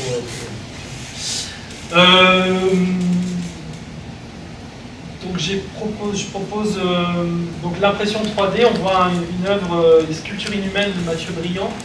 Là, c'est de l'impression 3D. Voilà, je parle. Ah, le mien, j'ai pas descendu le catalogue. Il y a eu. Martine m'a donné un catalogue où il y avait fait machine, donc c'était aussi pas mal d'impression 3D. C'est intéressant aussi, toute cette sculpture qui est faite, qui est pensée du coup avec des machines et de façon virtuelle et qui ensuite a un rendu physique. Hein, l'œuvre virtuelle devient physique. Et ça, c'est aussi assez intéressant. Et puis, Rogan Brown, ça c'est... Alors j'ai jamais vu en vrai, je suis tombé un peu par hasard dessus sur internet, puis après j'ai suivi pas mal son travail, je trouve ça vraiment intéressant, j'aimerais bien le voir un jour. Lui il fait de la découpe en fait laser. Alors, est-ce que je vais avoir... Parce que du coup j'ai mis un lien internet, mais mon réseau il est... Hein ah si, c'est... on voit un petit peu la découpe et la finesse de la découpe et la finesse de ces objets. Est-ce que j'ai d'autres choses? Je crois que c'est ça. Voilà, donc avec de la découpe laser, ça permet de faire des choses très très fines et il travaille sur du papier carton là. Voilà. Je sais pas d'où il sort, celui-là je l'ai trouvé comme ça, et puis voilà, je trouve ça super, j'adore, je regarde régulièrement ce qu'il fait. Je crois que c'est un américain. Ouais, sur Instagram, il y a tellement de trucs. Voilà. Donc il y a plein de choses qui sont magnifiques. Je vais explorer. Ouais. Donc peut-être qu'un jour, j'arriverai à rentrer en contact et puis pourquoi pas faire une édition de cette œuvre. Voilà. Je passe assez rapidement là-dessus, mais je pense que voilà, ça c'est des choses qu'on peut voir de plus en plus couramment. Et puis peut-être que la stéréolithographie, ça va faire du prototypage rapide. Oui. Des formes absolument impossibles à faire par un usinage normal, on les sort comme ça, avec des rayons laser, y compris des meubles entiers. C'est beau. Ouais. Alors je savais pas effectivement, mais j'ai plus l'usage effectivement, ce qui paraît logique. En plus l'impression 3D, effectivement, elle a été inventée non pas pour les artistes au départ, pour vraiment avoir des choses très pratiques. Ouais. Mais oui, une masse inerte ou un liquide. Ah oui, c'est ça. Et c'est le laser qui vient. Un laser sculpte dedans, ouais, ce qui va rester après évacuation. Ouais, c'est ça. À Faberge, au Fab Lab, ils ont fabriqué un hélicoptère. En stéréo, En 3D. Voilà, j'enchaîne avec le génératif et l'intelligence artificielle. Tiens donc, l'intelligence artificielle, j'en avais pas encore parlé. Alors, je ne vais pas m'étaler non plus sur le sujet, je pense que vous en avez longuement parlé. Mais je parle de Obvious, portrait de Edmond de Bellamy. Je ne sais pas si ça te parle. Obvious, c'est un collectif d'artistes parisiens qui sont les premiers à voir. En fait, ils sont connus parce qu'ils ont vendu cette toile et portrait de Edmond de Bellamy chez Christie's. On passe des enchères à $. Et 432 000 $, je crois, quelque chose comme ça. Alors, ça pose question, vous allez me dire, à quoi bon, il n'y a pas de pinceau là-dedans, etc. Et c'est vrai que du coup, on se dit... et en même temps, j'aime bien en parler parce que quand on creuse un petit peu, on se rend compte qu'ils ont quand même travaillé pas mal dessus. En fait, pour pouvoir sortir cette chose-là, en fait, ils ont travaillé avec... on parle d'intelligence artificielle, mais en fait, il vaudrait mieux parler de learning machine, c'est-à-dire que la machine apprend de plein de choses, de bases de données, on a des algorithmes qui permettent en fait de nourrir la machine et en fait de sortir quelque chose. Et c'est comme ça qu'ils ont travaillé, c'est-à-dire qu'ils ont donné beaucoup de matière en fait en amont, et puis il y a eu tout un travail aussi de sélection. Ils ont sélectionné, ils ont bougé, ils ont enlevé, ils ont fait des choses, ils ont dit non, vous êtes plutôt comme ci, comme ça. Et donc il y a eu un vrai échange en fait et une vraie recherche finalement dans qu'est-ce qu'on a envie de produire. Et ça a pris 6 mois finalement pour sortir une œuvre comme ça. Donc quelque part, je me dis que même si on parle d'intelligence artificielle, finalement c'est pas sorti comme ça en quelques minutes. Il y a eu quand même tout ce travail et cette démarche de curation, de sélection, quoi, enfin des choses. Et l'intelligence artificielle, finalement, en fait, ne va que reproduire des choses qui existent déjà et qui sont déjà pensées. Donc, si on veut l'utiliser enfin, moi, ça, c'est mon point de vue, on pourra en parler des heures, mais je pense que c'est un outil qu'il faudrait arriver à utiliser, à adopter comme un nouvel outil. Au même titre que la photographie, quand elle est apparue, les peintres tout de suite ils ont eu peur, finalement c'est devenu une nouvelle discipline. Alors je pense que c'est effectivement peut-être une révolution industrielle à plein de niveaux, ça pose plein de questions en termes sociétal, mais d'un point de vue artistique aujourd'hui, je pense que la démarche de recherche et création n'est pas... En fait, elle peut être aussi utilisée avec l'intelligence artificielle. C'est mon point de vue. Évidemment, pour des graphistes qui se nourrissent de... En fait, le problème de l'artiste, c'est que, en général, la nouveauté ou la recherche ne paye pas bien. Quand même. Et que globalement, ce qui va nourrir, c'est quand même tout le travail qu'on va produire, qui n'est pas forcément son travail de recherche. Pour beaucoup, et notamment, je pense à beaucoup de graphistes qui vont produire, qui peuvent faire un travail artistique et quelque part de recherche et de création, etc. Mais ce qui va nourrir peut-être les graphistes, ça va être, je prends cet exemple-là, parce que c'est vraiment quelque chose qui est intéressant, ça va être la création, bah ouais, toutes les images, des affiches, des choses comme ça. C'est sûr que l'intelligence artificielle, elle pose beaucoup de questions de ce point de vue-là. Et donc je ne fais que poser des questions, vous avez certainement un avis là-dessus. Du coup, en termes de production et de répartition des richesses, ça pose un gros problème. Et surtout de la survie de l'artiste et de la survie, en fait, de la capacité derrière à produire quelque chose de nouveau, à être capable de vivre de son art. Parce que un musicien, c'est pareil, c'est-à-dire qu'un musicien, quand il va rechercher des nouveautés, des choses, il va s'inspirer de tout ce qu'il a pu entendre, ça c'est une chose. Et c'est pas généralement avec ça qu'on arrive à en vivre. C'est plutôt, pour certains musiciens, compositeurs, ça va être de faire la musique d'une publicité par exemple, ou d'un film, ou des choses comme ça. Et peut-être que ces musiques-là seront un peu plus typées, un petit peu plus stéréotypées, et là, pour le coup, l'intelligence artificielle, elle a une efficacité qui est assez effrayante, de ce point de vue-là. Et ça pose question, pas tant en termes de création artistique, mais plus de comment est-ce qu'on va faire pour continuer à vivre de son activité. Moi, ça c'est mes questions que je me pose.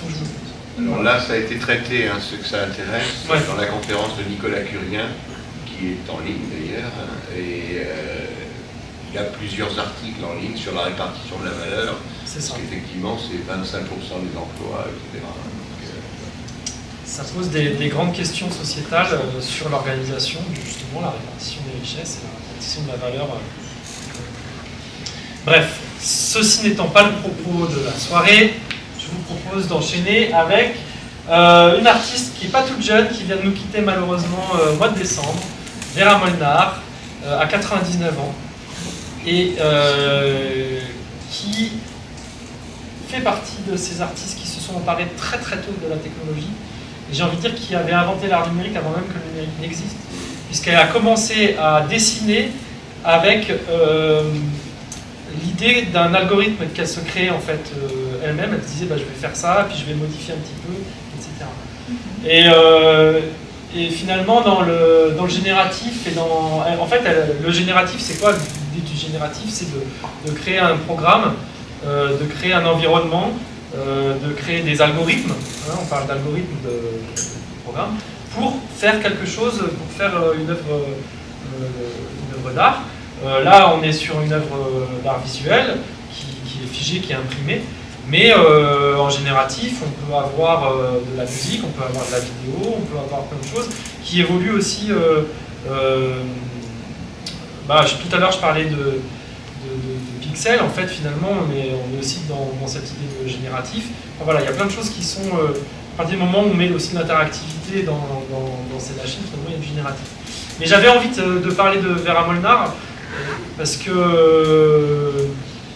voilà, je pense que c'est une artiste qui est extrêmement intéressante, qui a d'un point de vue graphique c'est super beau, et qui a tout de suite su utiliser l'outil informatique pour la création. Voilà. Ensuite, alors, dans la même idée, j'ai parlé tout à l'heure de Fractal Flowers, Michael Chevalier. Là, on a donc de l'impression 3D de son travail de Fractal Flower. Fractal Flower, c'est ce que je disais, c'est qu'il a fait des algorithmes pour reproduire en fait la façon dont les plantes se développent, développent leurs branches, leurs feuilles. Et il a créé un nouveau monde en fait. Alors, est-ce que je l'ai ici? Fractal Flow, voilà. Ouais, j'ai la vidéo. Alors,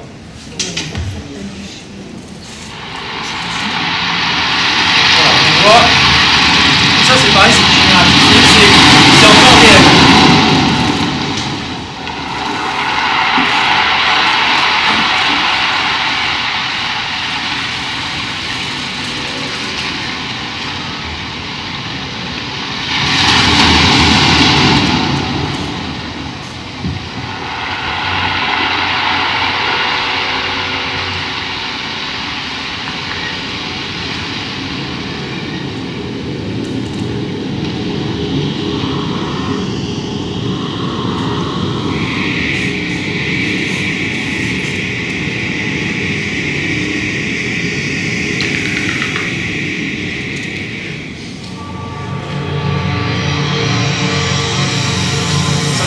Et la vidéo, et après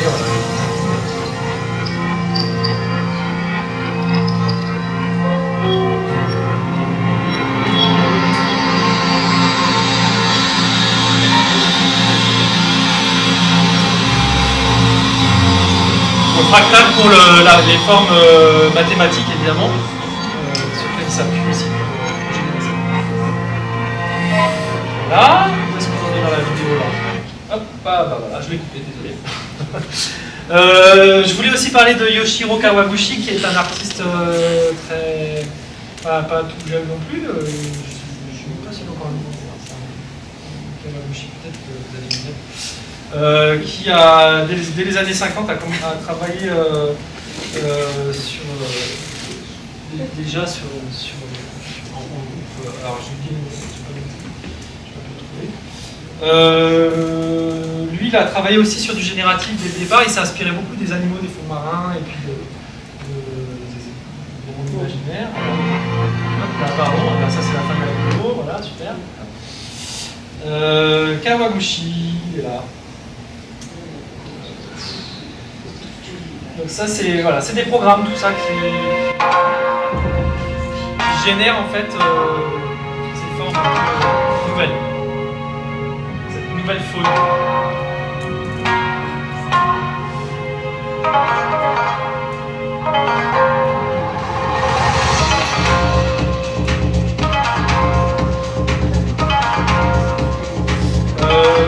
Si je dis pas de bêtises, ça va être en 2009.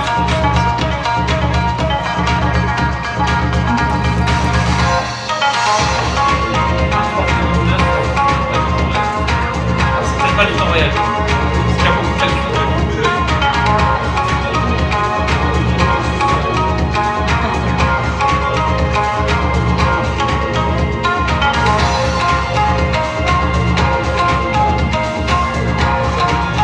Le propos. Voilà, ça va? J'enchaîne un peu. Non, c'est pas ça, c'est celui-là. Voilà. J'enchaîne avec de la réalité augmentée et du casque de réalité virtuelle. Ça doit peut-être déjà vous parler, le casque de réalité virtuelle, les Oculus, voilà, ces trucs qu'on met sur les yeux et puis qui permettent de rentrer vraiment. On a une immersion qui est assez bluffante, ça biaise vraiment le cerveau. Je voulais juste parler de cette œuvre d'écorporation que j'ai eu l'occasion de voir à Lyon. En fait, c'est une expérience qui est assez troublante, puisqu'en réalité, l'artiste en fait filme légèrement déporté. En fait, il vous filme légèrement déporté, et du coup, vous voyez vous-même un petit peu au-dessus, un petit peu de l'extérieur, comme une espèce d'expérience de sortie de votre propre corps. C'est assez troublant comme sensation, et d'autant plus qu'on voit quelqu'un il y a quelqu'un qui vous tend un objet, dont vous le voyez de l'extérieur, et en même temps vous le sentez dans votre main. Donc il y a une espèce comment dire, de problème cognitif là qui se passe, voilà. C'est pour ça, donc si jamais vous avez l'occasion de croiser cette œuvre-là, c'est une expérience pour vous qui m'a assez marqué. Voilà, Faune, c'est une série d'affiches qui sera affichée dans l'espace public. De la même façon, le public est invité à venir avec une tablette, il va se passer des choses. En plus de ça, il y a un côté jeu de piste qui est très intéressant. On va dans les rues, on cherche, on trouve des affiches qui sont graphiquement déjà intéressantes. Et après, il se passe des choses, quoi. Et je ne l'ai pas mis là, mais en plus, on va accueillir un comédien qui va faire pisteur de faune, qui va accompagner. Donc ça sera le 11 février, dimanche 11 février. Et qui amène les gens, justement, et qui leur raconte des histoires à la manière d'un pisteur qui va chercher la faune au petit matin. Et voilà. Il y a de l'impro, il y a de l'humour, il y a des choses très intéressantes, il y a du jeu de piste, c'est à l'extérieur, on se balade. Donc, vous mettez ça aussi dans le petit carnet. C'est très intéressant. J'avance un petit peu. Hop là, je suis allé trop vite là. Je suis allé un peu vite. Je ne pouvais pas parler d'art numérique sans parler évidemment de NetArt, de NFT, de blockchain, le marché de l'art numérique et de hacking et de créatif. Parce que c'est aussi énormément, c'est tout un domaine en fait très très vaste. Alors je vais tout de suite cliquer là-dessus comme ça. Il va charger pendant ce temps-là. Je vais le mettre là. Voilà. Alors, NetArt. NetArt, ça existe depuis Internet, forcément, comme son nom l'indique, c'est de l'art qui se fait sur Internet. Marc Napier, donc, il propose un navigateur qui interprète de façon artistique ou tout à fait autrement les pages Internet. C'est-à-dire que vous pouvez utiliser ce navigateur pour voir vos sites Internet et en fait Voilà, je vais vous montrer quelques images. Donc on peut rentrer l'URL ici. Je ne sais pas si vous avez un URL en tête, peut-être univers numérique par exemple.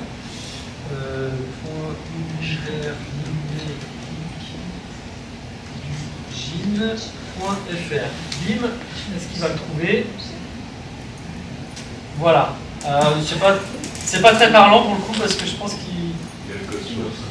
Voilà. Voilà. Alors je vais aller chercher autre part. Il y a des sites qui ont été déjà visités. Ah bah tiens, on a retrouvé. Ah bah juste avant de passer, il mettait. Voilà, par exemple là, il interprète une page autrement. Donc ça, c'est sa façon de travailler. C'est sa façon d'interpréter artistique. Voilà, c'est une espèce de broyeur exactement, c'est une espèce de broyeur de site internet. Voilà. Parce qu'évidemment, les sites internet, c'est un enchaînement de code qui est interprété par le navigateur et qui remet les images à leur place et les écritures. Et en fait, du coup, il a créé le navigateur tout à fait autrement, avec différents modèles. Donc il y a plusieurs possibilités. Là, il y a quelque chose qui est très, très linéaire, mais il y a d'autres modèles. Il y a des choses plus rondes, il y a des choses avec d'autres couleurs. C'est assez étonnant. Un exemple de NetArt. Jean-Paul Fourmentreau est un chercheur de l'université de Marseille, je crois, qui a écrit beaucoup de choses dessus, qui a écrit du bouquin là-dessus. Et si ça vous intéresse, le NetArt, vous pouvez le voir, il y a beaucoup de références. Le hacking créatif, j'ai pas mis d'exemple, mais l'idée c'est de... quand on parle de hacking, il s'agit de détourner, en fait. C'est un anglicisme qui... Alors il y a le côté piratage, mais il y a vraiment le côté détournement de l'objet. C'est-à-dire que les hackers, ils peuvent détourner... On connaît les hackers parce qu'ils détournent les sites internet, et puis peut-être ils peuvent les bloquer, demander une rançon. Ça, c'est le côté qu'on connaît parce qu'évidemment, c'est un peu tout de suite embêtant. Mais des fois, il y a des artistes qui vont s'emparer de ça et qui vont créer des nouvelles choses en fait. Donc, du coup, c'est ça qui peut être aussi intéressant, drôle. Donc il y a le côté créatif aussi là-bas derrière, et puis beaucoup plus innocent que le côté pirate. Et puis il y a le côté physique aussi du hacker qui peut aussi détourner de l'objet physique. Je pense que toi qui es un bidouilleur, tu as déjà détourné des choses, peut-être pas? Un peu, ouais. Ouais, c'est ça. L'idée d'utiliser un objet qui est normalement utilisé, peut-être un magnétophone utilisé pour quelque chose, on le démonte, on le réutilise, on en fait autre chose, et puis c'est aussi cette démarche de hacking. Donc en fait, le hacking créatif, c'est aussi tout un pan d'artistes. Alors on est... il y a beaucoup de choses sur Internet, sur la toile, je ne vais pas donner d'exemple particulier, mais en quelque sorte, Marc Napier, il fait un peu ce côté-là aussi, le côté détournement du site, si on j'ai mis cette image de World Happy Hatch Club, non pas pour artistiquement, c'est pas quelque chose qui me parle particulièrement, mais c'est quand même très intéressant, notamment évidemment parce que le musée s'intéresse aussi aux NFT. Donc là c'est les premiers NFT, c'est-à-dire des non-fungible tokens, je ne sais pas si vous avez entendu parler de ça. C'est l'invention du jeton numérique non fongible dans le sens où il ne peut pas être coupé en deux. Et en fait, c'est un certificat de propriété qui permet en fait aux artistes numériques de vendre leurs œuvres. Et ça, on parlait tout à l'heure de comment est-ce qu'on peut vivre. C'est vraiment intéressant parce que le problème de toutes ces œuvres qui sont immatérielles et qui sont copiables à l'infini, c'est que les artistes ils ne se font pas rémunérer par ça, c'est très compliqué. Ils n'ont pas un revenu, il peut être copié, il peut être piraté justement. Et depuis que le NFT existe, en fait, ça permet non seulement de vendre une œuvre, mais en plus de ça, à chaque transaction, il peut y avoir un pourcentage aussi qui revient à l'artiste. Et ça, c'est vraiment important dans le monde de l'art.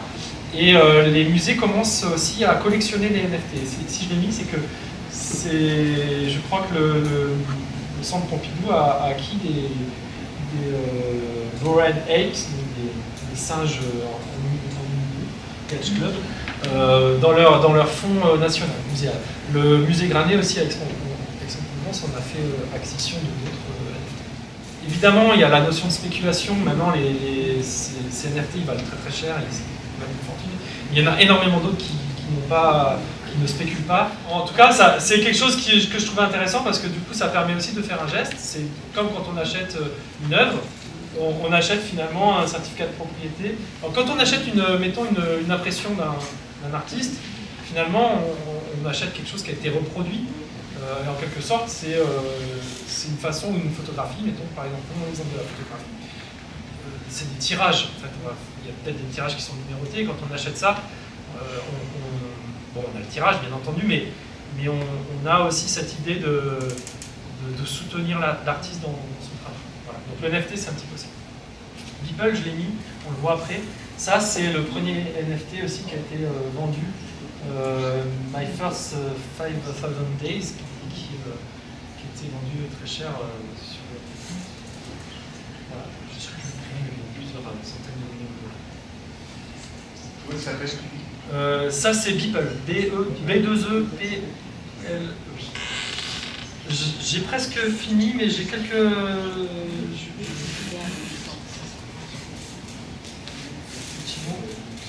Il me reste quelques slides. J'ai voulu quand même parler d'activisme avec le jeu de mots avec hacker, data artist, écologie, parce qu'il y a aussi tout un pan de l'art numérique.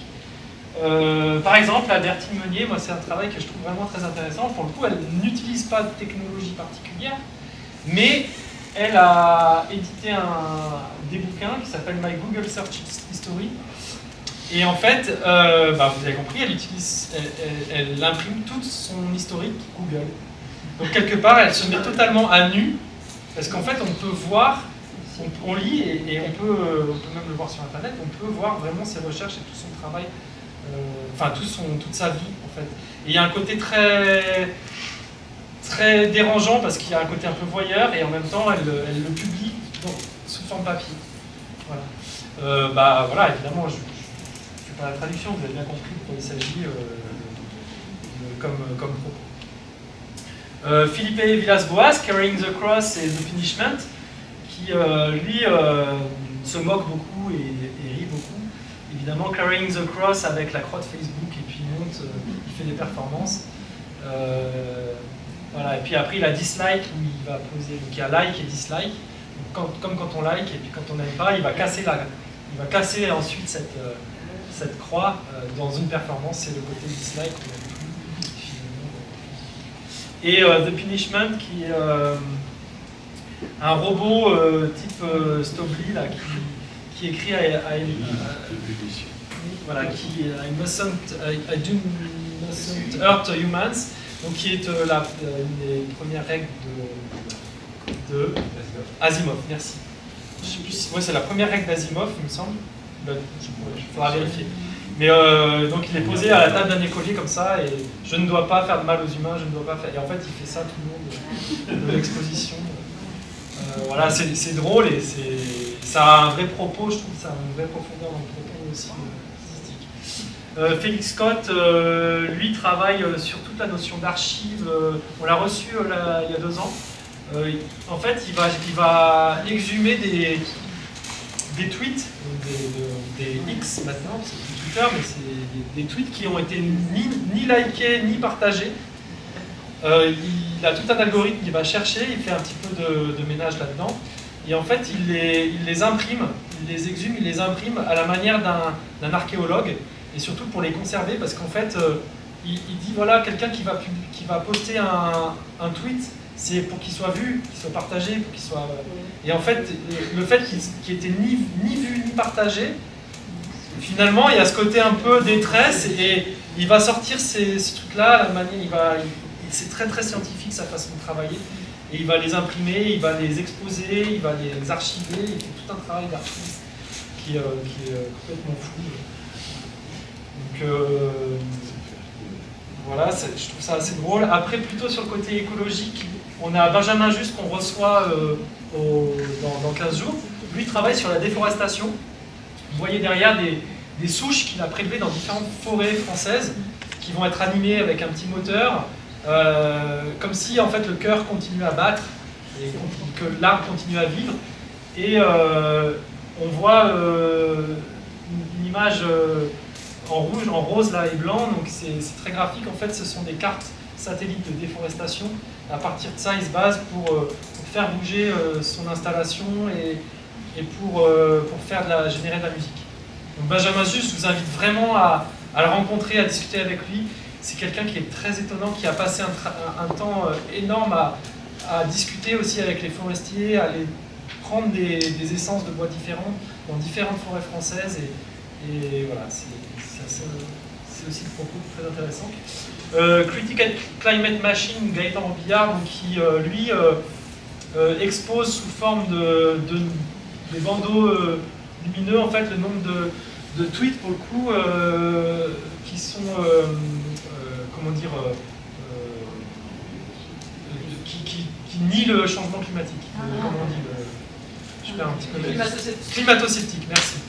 Tous les tweets qui sont climato-sceptiques, en fait, il les repère, il a un algorithme qui permet de repérer des mots-clés et il affiche le nombre de tweets qui passent et ça permet aussi d'alerter du coup sur cette idée.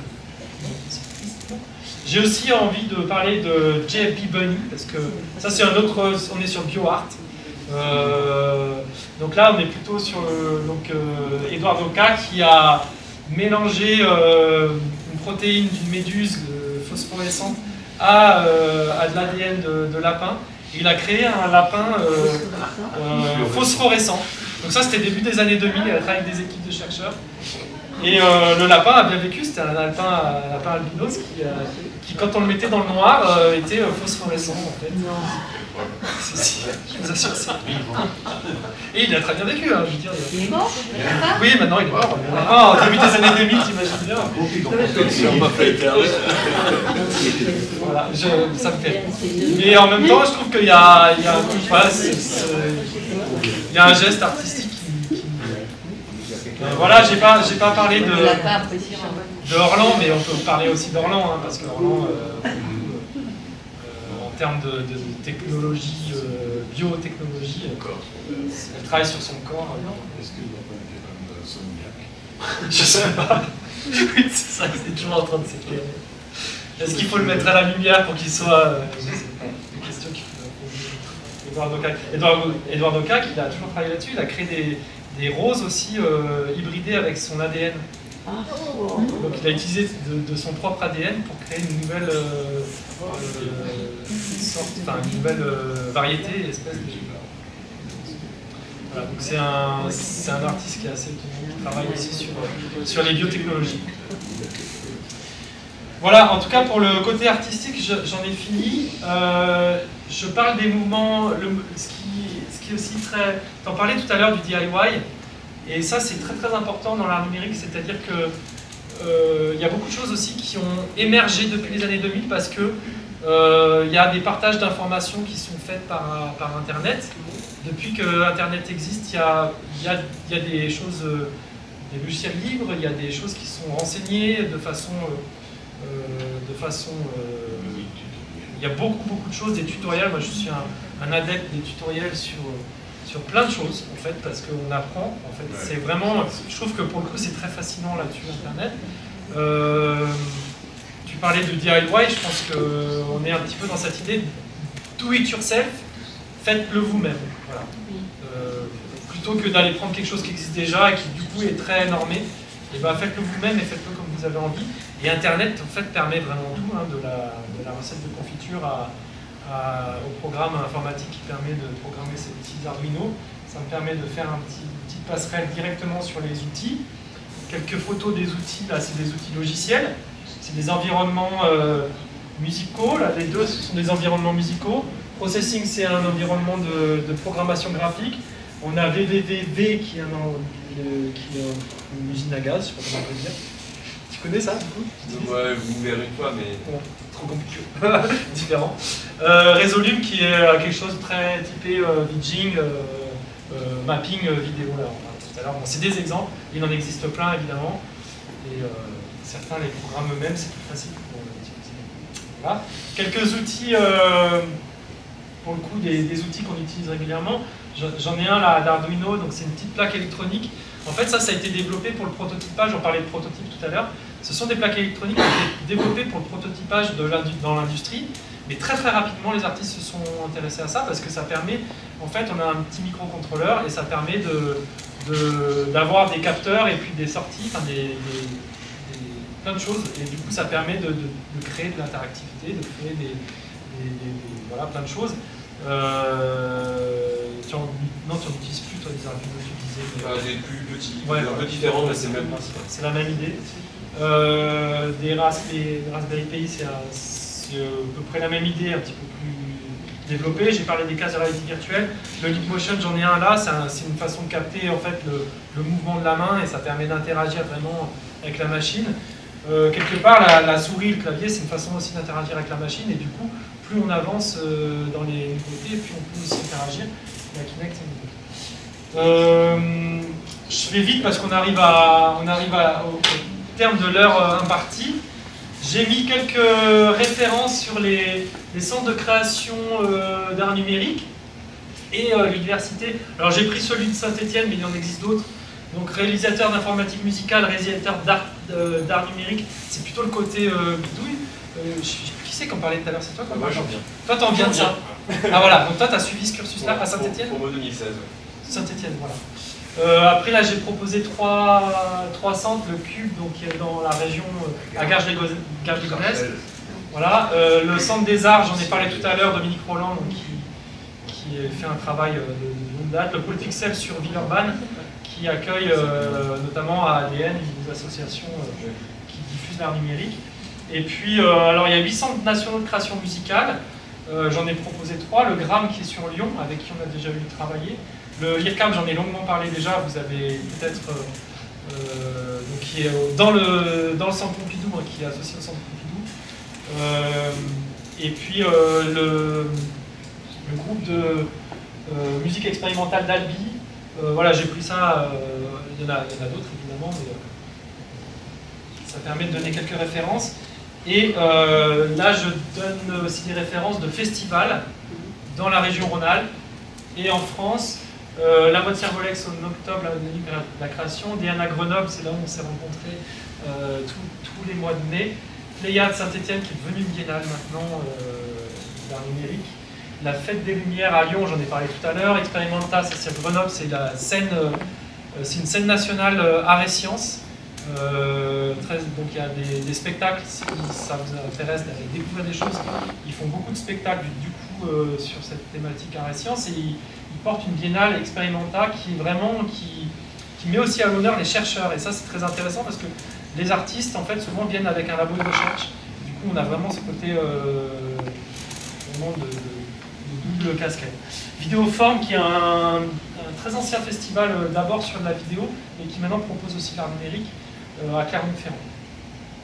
Voilà, et en France, Ars Electronica, Linz et Ars Electronica Center et Future Lab maintenant, c'est un des plus anciens qui existe donc en Autriche depuis 1979. Vous voyez, c'est un des premiers à avoir proposé un festival d'art numérique.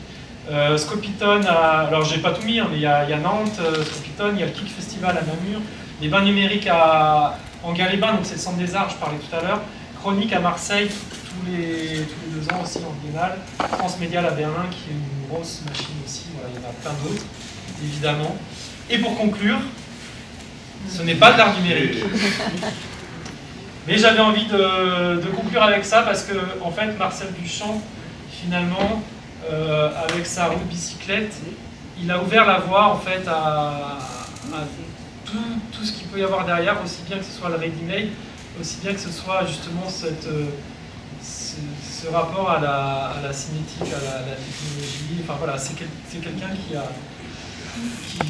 le regard, la posture du public, c'est aussi, pour moi, l'art numérique, ça a aussi ouvert beaucoup de questions sur le rapport entre le public et les œuvres et la façon de faire de l'art. Toute cette interaction, comment on se positionne, comment est-ce qu'on met en place une scénographie, voilà. Cette notion aussi de matérialité, d'immatérialité, de matérialité de l'art qu'on peut se poser justement dans cette idée d'art numérique. Je n'ai pas parlé de conservation des œuvres, mais c'est une grande question aussi de l'art numérique. Comment est-ce qu'on conserve les œuvres d'art numérique?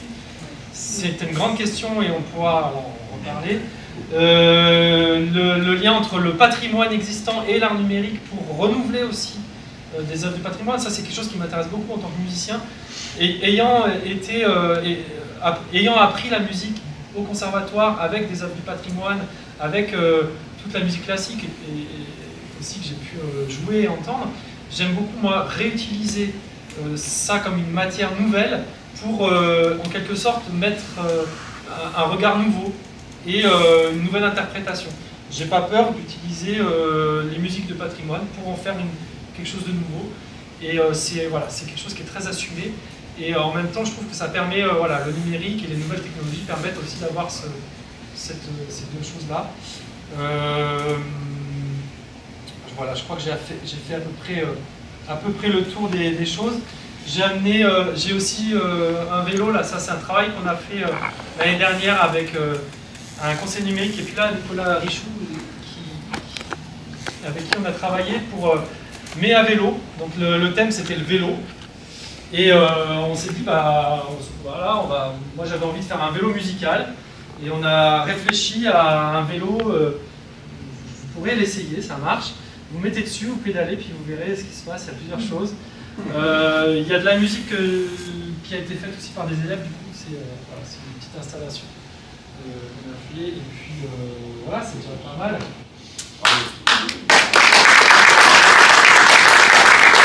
Venez au festival, évidemment, j'ai des programmes du festival, venez, prenez-en, faites passer l'info.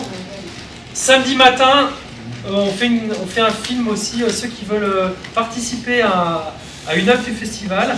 Samedi qui vient, là, samedi 20 matin, on va tourner une œuvre qui s'appelle Scène. L'idée c'est en fait qu'on filme tout le long d'une rue. Il y a plein de scènes qui se passent tout le long de cette rue-là.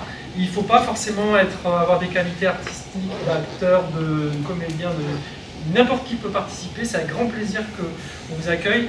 La seule chose, c'est qu'il faudrait pouvoir aller à une des permanences qui auront lieu, il y en a demain, jeudi et vendredi soir, entre 18 et 20 à Ugine, ou si vraiment vous ne pouvez pas, vous faites un mail à l'équipe artistique, et on vous accueille après samedi matin, et vous participez à cette œuvre-là, et puis vous pourrez vous voir ensuite sur le projet Scène.